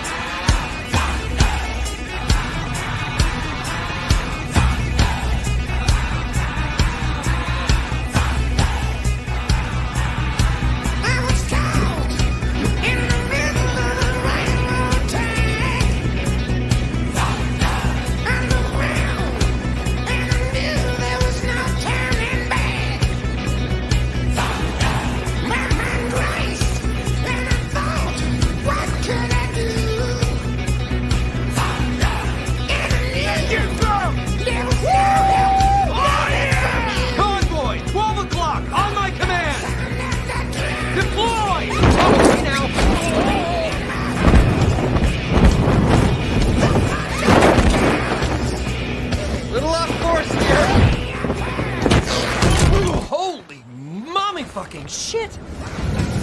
Oh, there they are. Look at these gorgeous sons of bitches. That's right. Look at these gorgeous sons of bitches right here. I'm going to go through our beautiful gang of co-hosts and guests tonight and go quickly through and ask them what they're working on and where can people find them. So hold on, let me organize this a little bit better. Oh. Let's start with our guest for tonight, Mr. Nik Axe. Can you tell us, Nick? Well, we know what you're working on. You're working on Crom the Destroyer. You've got 8 pages left, and you're about 3.5 pages through those 8. Where can people find you, man? I've put the link to the Fund My Comic in the chat. It's pinned, and it's the latest comment as well. So go to fundmycomic.com and support Crom the Destroyer. It's a fantastic piece, 74 or 72 pages of incredible barbarian artwork. Over to you, Nick. Yeah, no. Thanks for having me, by the way. Dude, it was a blast. Thank you for giving us this master class on European artwork, pointing out, showing how little I know about my own freaking culture, which was humiliating, but it's okay. Well, that's what I live for, is to humiliate people. There you go. That's the spirit. I sometimes do it to myself. Yeah, actually, you can show my screen too. I've been drawing while everybody's been talking. So sweet. Let me bring you up here. Oh, you hold on. I gotta take. Dude, Will that looks great. I gotta take you down, Will. It's enough. You had your Will time. Now it's it's Nick's time to shine. I've just been sketching while. Those beautiful, very beautiful nice ladies. Yeah. Look at that. What's her number? You see if that blows up bigger. You know, choke. Yeah, he's got a You're vertical. lucky that Corey Barton's not here. He told you to make her tits bigger. Really ought to, though. Dibs. Yeah, you can find me at nikaxe.com. That's where you can get me. And it's the same thing with, x.com/ Nik Axe or at Nik Axe or whatever. That's where you get me. That's pretty much it. I don't really live anywhere else. And hopefully Lady Midnight maybe I'll come on another time and we can talk a little bit about that. But right now, the first campaign didn't fund. We got really close thanks to Ethan. Ethan actually tried to drag us over the finish line, and he raised something like $6,000 in one night for the project. It was freaking incredible. But we didn't cross over the amount that we needed. So we've been sort of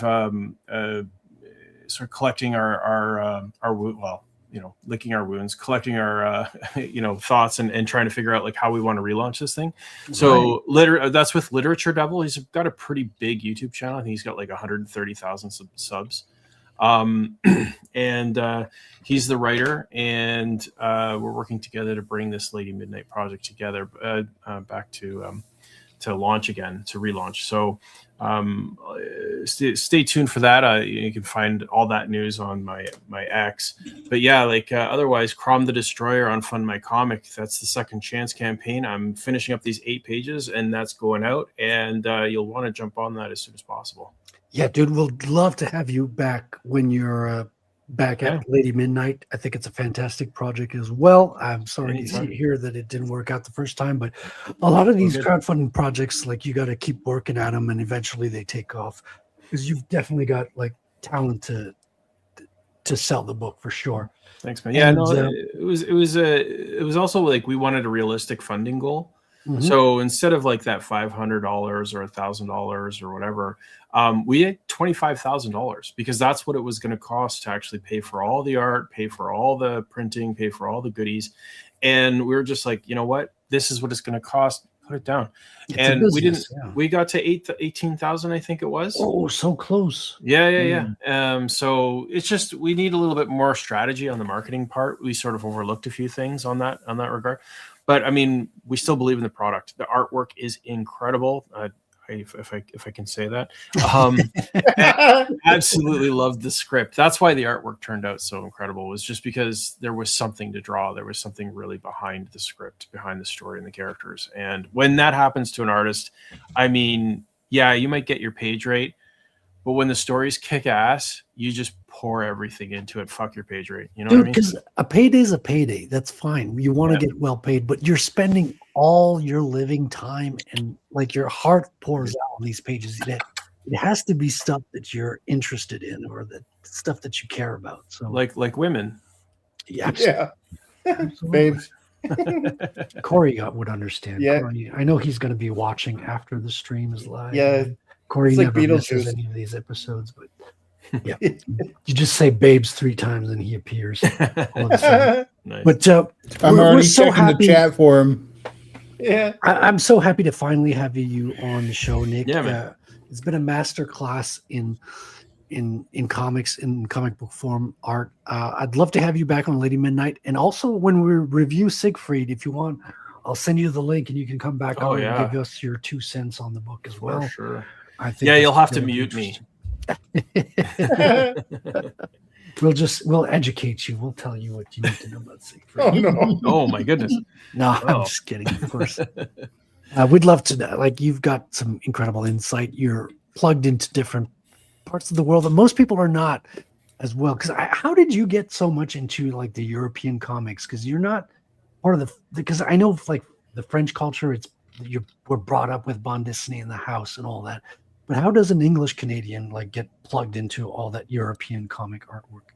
I went to San Diego Comic-Con I don't know, several moons ago. I mean, it was so long ago. And at that time, there was a book called Sky Doll. Have you ever seen that one? Dude, I've got the whole freaking collection. Yeah, Hold so do on. I. So do Let me pull it up. I. Yeah. So Sky Doll was sitting at somebody's booth, and they had a bunch of like different European stuff that I'd never seen before, and I basically pretty much like fainted.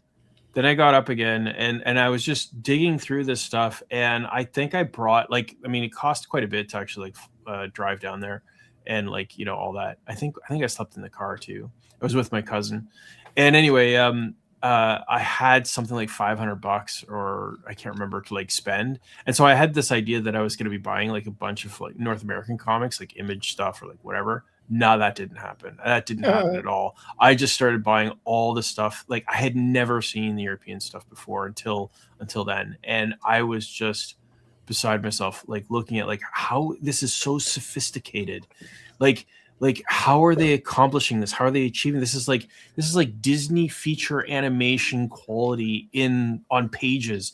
I'm not seeing that in Image. Like I love the Image stuff. It was exciting. It was raw. It had like energy. It was rebellious. Like all the cool stuff.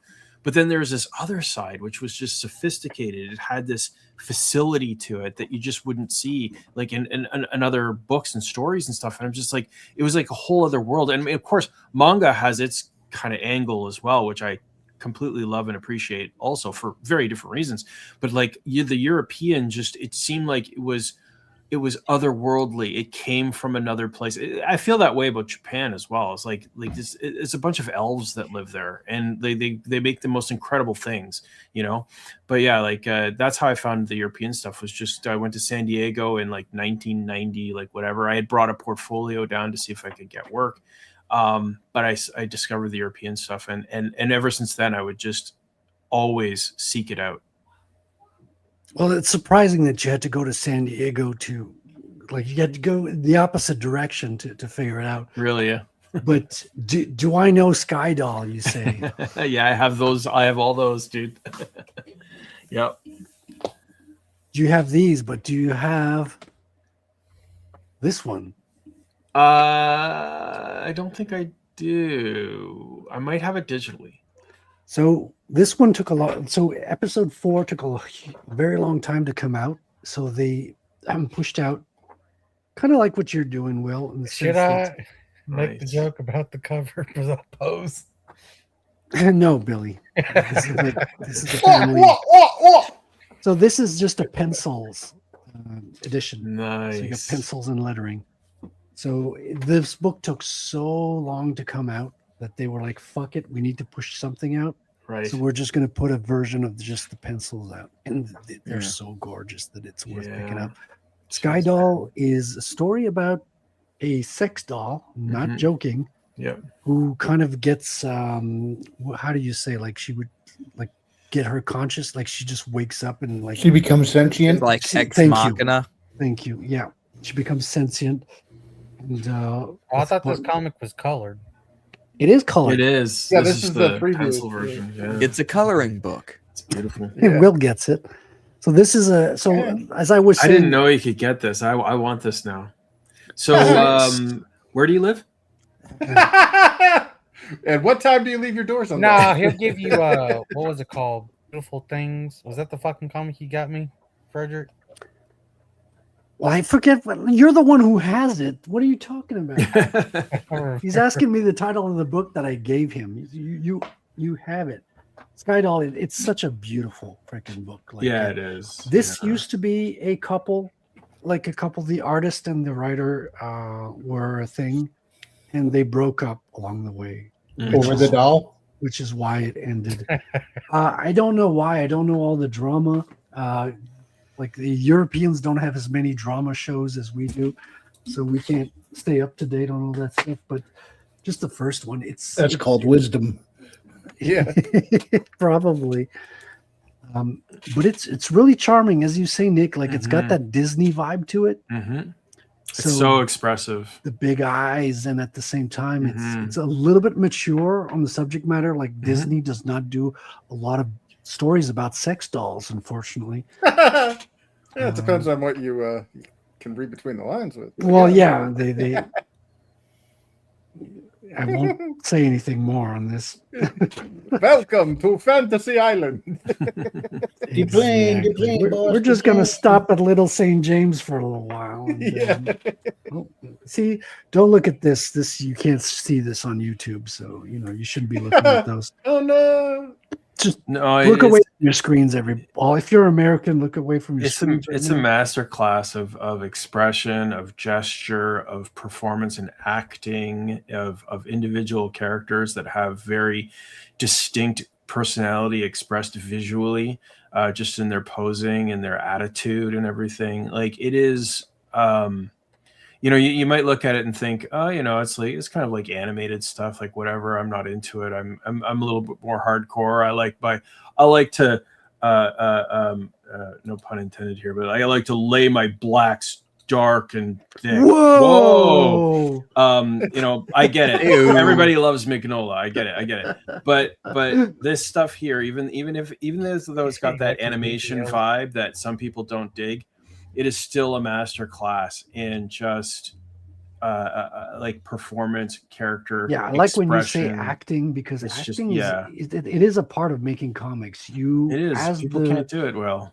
As the person who's drawing, you have to put that performance inside of the character that you're going to draw. So you have to, which is why a lot of artists have a mirror in front of them when they're drawing. Get up and take some photos, for crying out loud. Shoot a video of you trying to do the performance yourself. Like really try to find it, right?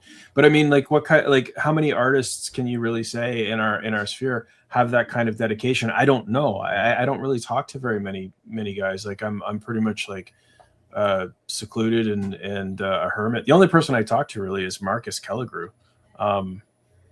But he's the guy that keeps me informed, because I don't really shout know out to Marcus, man. I don't really know what's going on in Comicsgate or anything. Like he's just the lives guy in a that vault. He peeks in every now and again. Yeah, he shines some light in. But yeah, no, Marcus tells me what's going on. He's the guy that keeps me informed. Apex Comics says, great show. Thank you, Apex. You got great taste, man. You really know how to choose your shows. I appreciate that. Past Master Dan as well. Welcome to the show, man. Appreciate you. Got Chris Fisk here in the chat. Hey, Chris, you should come on sometime. Come on the show. We'll send you the link. Yeah. Thank you so much, Nick. Wonderful. Like, you come on the show anytime you want. You're welcome back, man. It's been a real blast having you on. Oh, I was muted. I left Frederick hanging. Sorry, man. I know you all did tonight. You're such a letdown. I've never been this disappointed. I try to put a good quality show together, and this is what happens. Everybody just lets you down. You sound like my dad. I'm so disappointed in you, Nick, right now. No, I'm kidding. You were fantastic tonight. Thank you so much. Yeah, thanks, man. Let's have a little spotlight on Will right now. Will, thank you as well.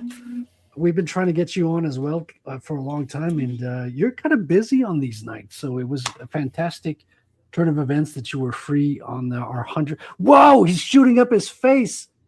Like no one else has done this tonight. Oh no! Do the blue steel. Yeah.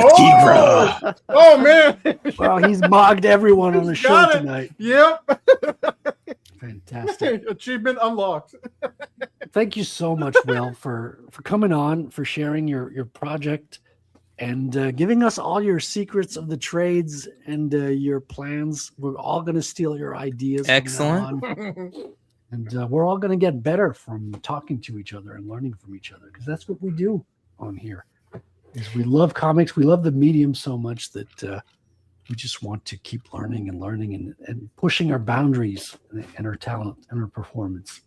Yeah, man. I mean, thanks for the invite. I'm used to more of a lowbrow sort of show, so this was a good change of pace. I got to really appreciate some art because, you know, at the end of the day, that is what I'm creating, and it's really good to get some more inspiration.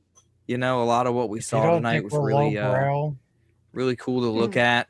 You know. Shut up, Billy. We're Go watch highbrow. Golf Okay. Night. You'll know what I'm talking about. Go watch every Sunday night on Dr. Ben's channel. Get on Comicsgate Golf Night. It's always a good time. There you go. Shout out to Dr. Ben. But we do not look over the artistic lessons that you can learn from various comic books. This was good. Yeah, it's fantastic. That's what I live for, man. Life is an eternal art class. Mm-hmm. Will, we know what you're working on. We know you're working on that 13-page preview book. Where can people find you? Can they? Oh yeah, find me at Fearless Will on X, and then the Will Studios on YouTube and Instagram. I'm gonna dump a bunch of stuff on Instagram soon because I haven't touched that since like December. But yeah, man, I'm around. On the Insta, yeah, and I'll become more active as I get closer to actually launching this thing. And I'm just trying to get in wherever people let me. So this is why I showed up tonight. Is Frederick reached out, said, "Hey, you want to come around and talk about comic books?" And I'm like, "Anytime." Dude, you're welcome on anytime. I'd love to see the progress of the book. Like if you want to come hang out and just talk, you're welcome to do that as well. Man, if you want to draw or whatever, and you know, I'd love to draw a crowd. I'll tell you that. Mm-hmm. Thank you so much, Will. Fantastic. Follow him. Great talent. We're looking forward to those rats with little hats. Yeah. And speaking of little hats, we got Chris Fisk in the house. As always, man. Chris, really appreciate you having you on. You're a treasure trove of knowledge and an incredible creator in the space and contributor. Like you make everybody else's projects better with a more rising trailer that came out that we looked at tonight. And you're like, you got great advice. But besides other people's work, what are you working on and where can people stalk you? I mean, find you. Ooh.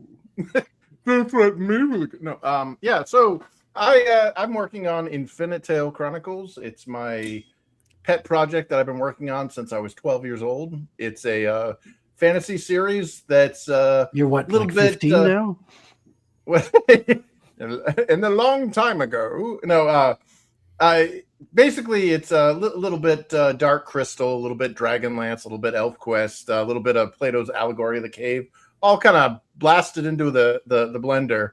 And it's amazing, you know, how well a lot of the storytelling elements that originally were created back in the 90s, how well they hold up and are a little eerily poignant today, because the story is mainly about answering that question of, would you rather have dangerous freedom or safe oppression?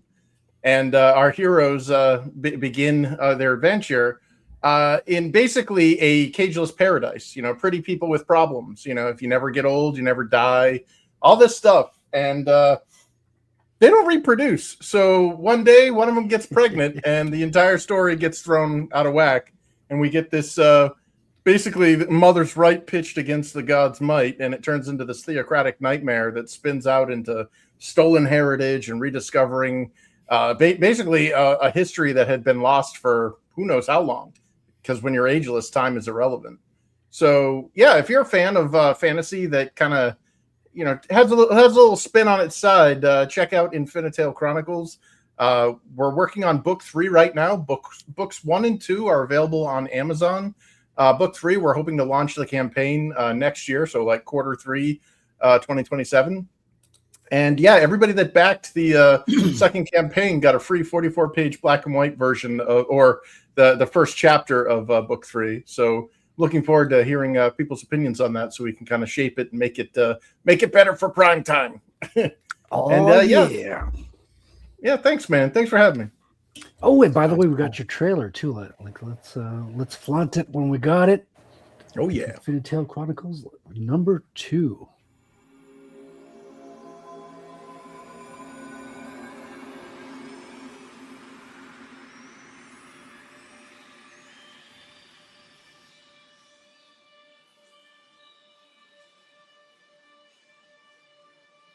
Knowledge is like a seed. When sown in fertile minds, it opens doors to new possibilities. Truth, once buried by the ages, is again revealed. The unimaginable becomes demystified.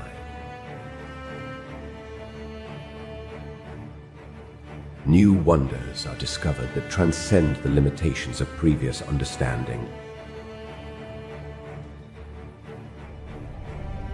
However, some doors should never be opened.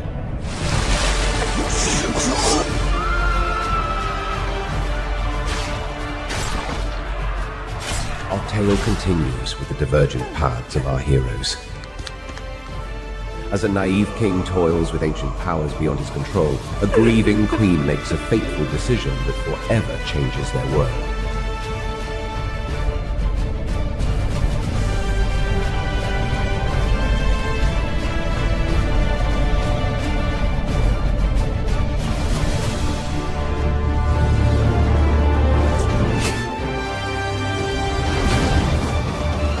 Infinito Chronicles. The War of the Trees.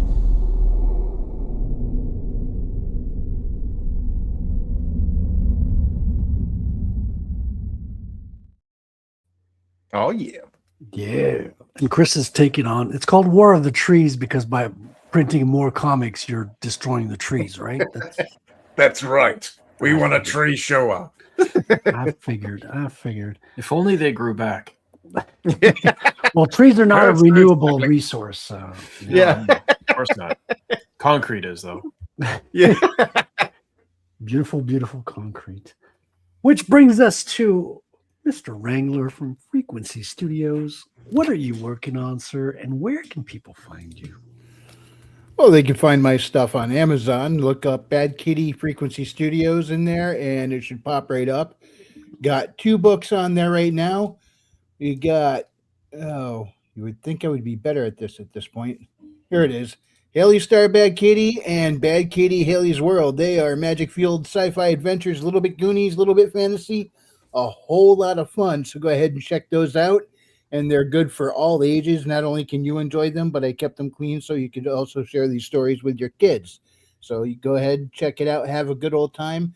You can also find me over on Substack under Frequency Studios, where I have a short story set in the same universe. And of course, on the X Twitter under Frequency Studios, but drop the first E, and you'll recognize it by the you'll see a picture of Haley and Elizabeth up there. But speaking of Haley and Elizabeth, and what I am currently working on, it's they are all grown up now. Check it out. I am working on book 3. Some time has gone by, and they're going on an all new adventure. Book 3 is going to focus more on Elizabeth, and she's going to be helping some teenage boys escape a cartel. So go ahead and check that out. I am expecting to have that out before the year is over. I am currently making another pass through that manuscript and doing some editing. And not far behind me is my developmental editor turning the manuscript red, pointing out all the mistakes that I need to correct before I get it out to you. So look for it later this year. It's Mystified Investigations, The Fall of Simti. So check that out when it comes out, and I will hopefully have a more solid release date for you guys in a couple of months. Well, Elizabeth can help me escape the cartel any day, Wrangler. Well, she's good at it. Shall we play the trailer? Yeah, roll that beautiful bean footage.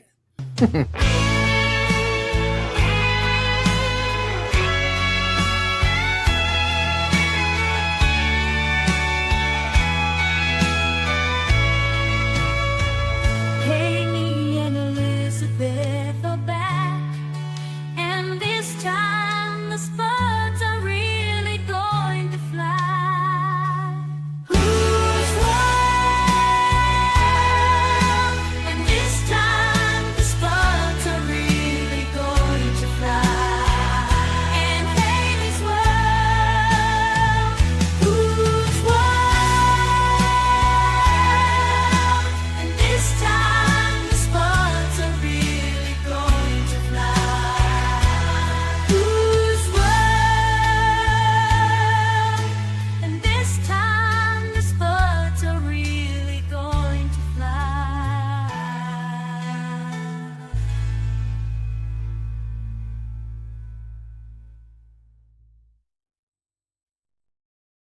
Am I going to have to start manufacturing arm-mounted potato guns? Yeah. Asking the question is answering the question, right? Yeah, Spaceballs, the flamethrower. It's going to be Frequency Studios, the potato gun. You know it. And this brings us to, of course, Mr. Billy Bobsack. What are you working on, and where can people find you? Kaplow, kaplow, kaplow, kaplow. Bah. You heard it here first, ladies and gentlemen. And I have been your host. I wish I had thought of that. Well, that's why he gets the big bucks. Managed to make any progress on this piece there, Fred? A little bit, yeah. So this is a fun Cyber Frog and the Heather Swain piece. I did a little bit of the waves down here, a little bit of the shadows, and some minor details. But I was so absorbed by Nik's and yours, like all the conversation we had tonight, that I barely did any work. Just a little bit of superficial work here. But it's okay, because I learned a lot, and we had a lot of fun. And you guys can also find me on X at Character Creator. And you can go to retellcomic.com if you want to find out more about my comic book, which is called Retell. It's at the printers right now.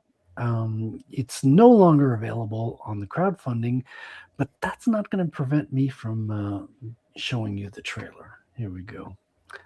Is this the latest trailer? I think so.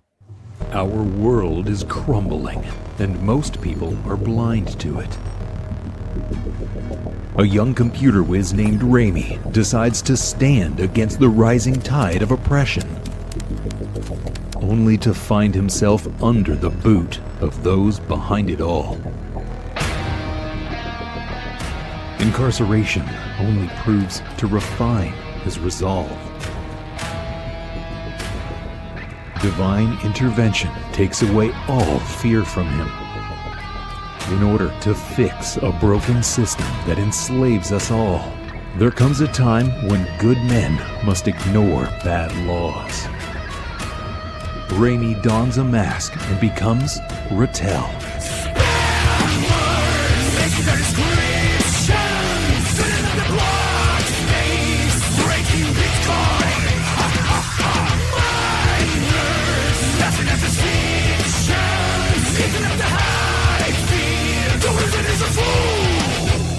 Retell uses intelligence and technology to combat ancient and dark forces.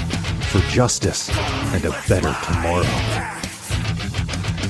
Will Rattel take down the technocratic tyrants who've harnessed an ancient evil, or be crushed by the invisible hand?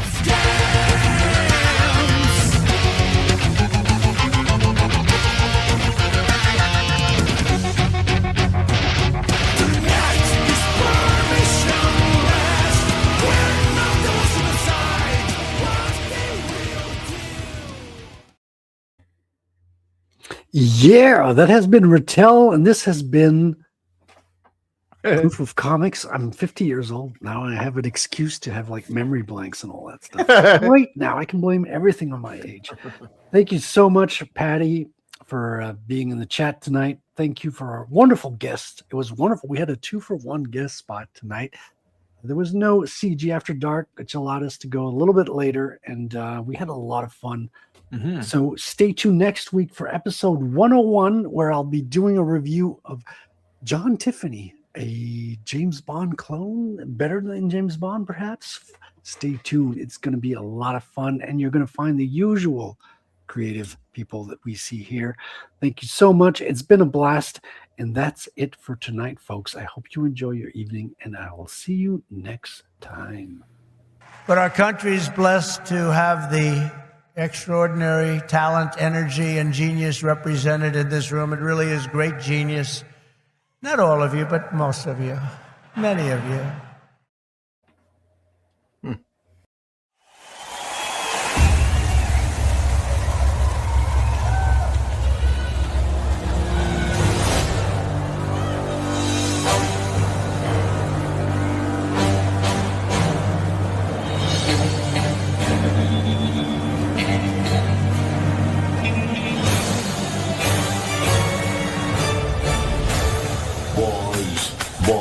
Boys.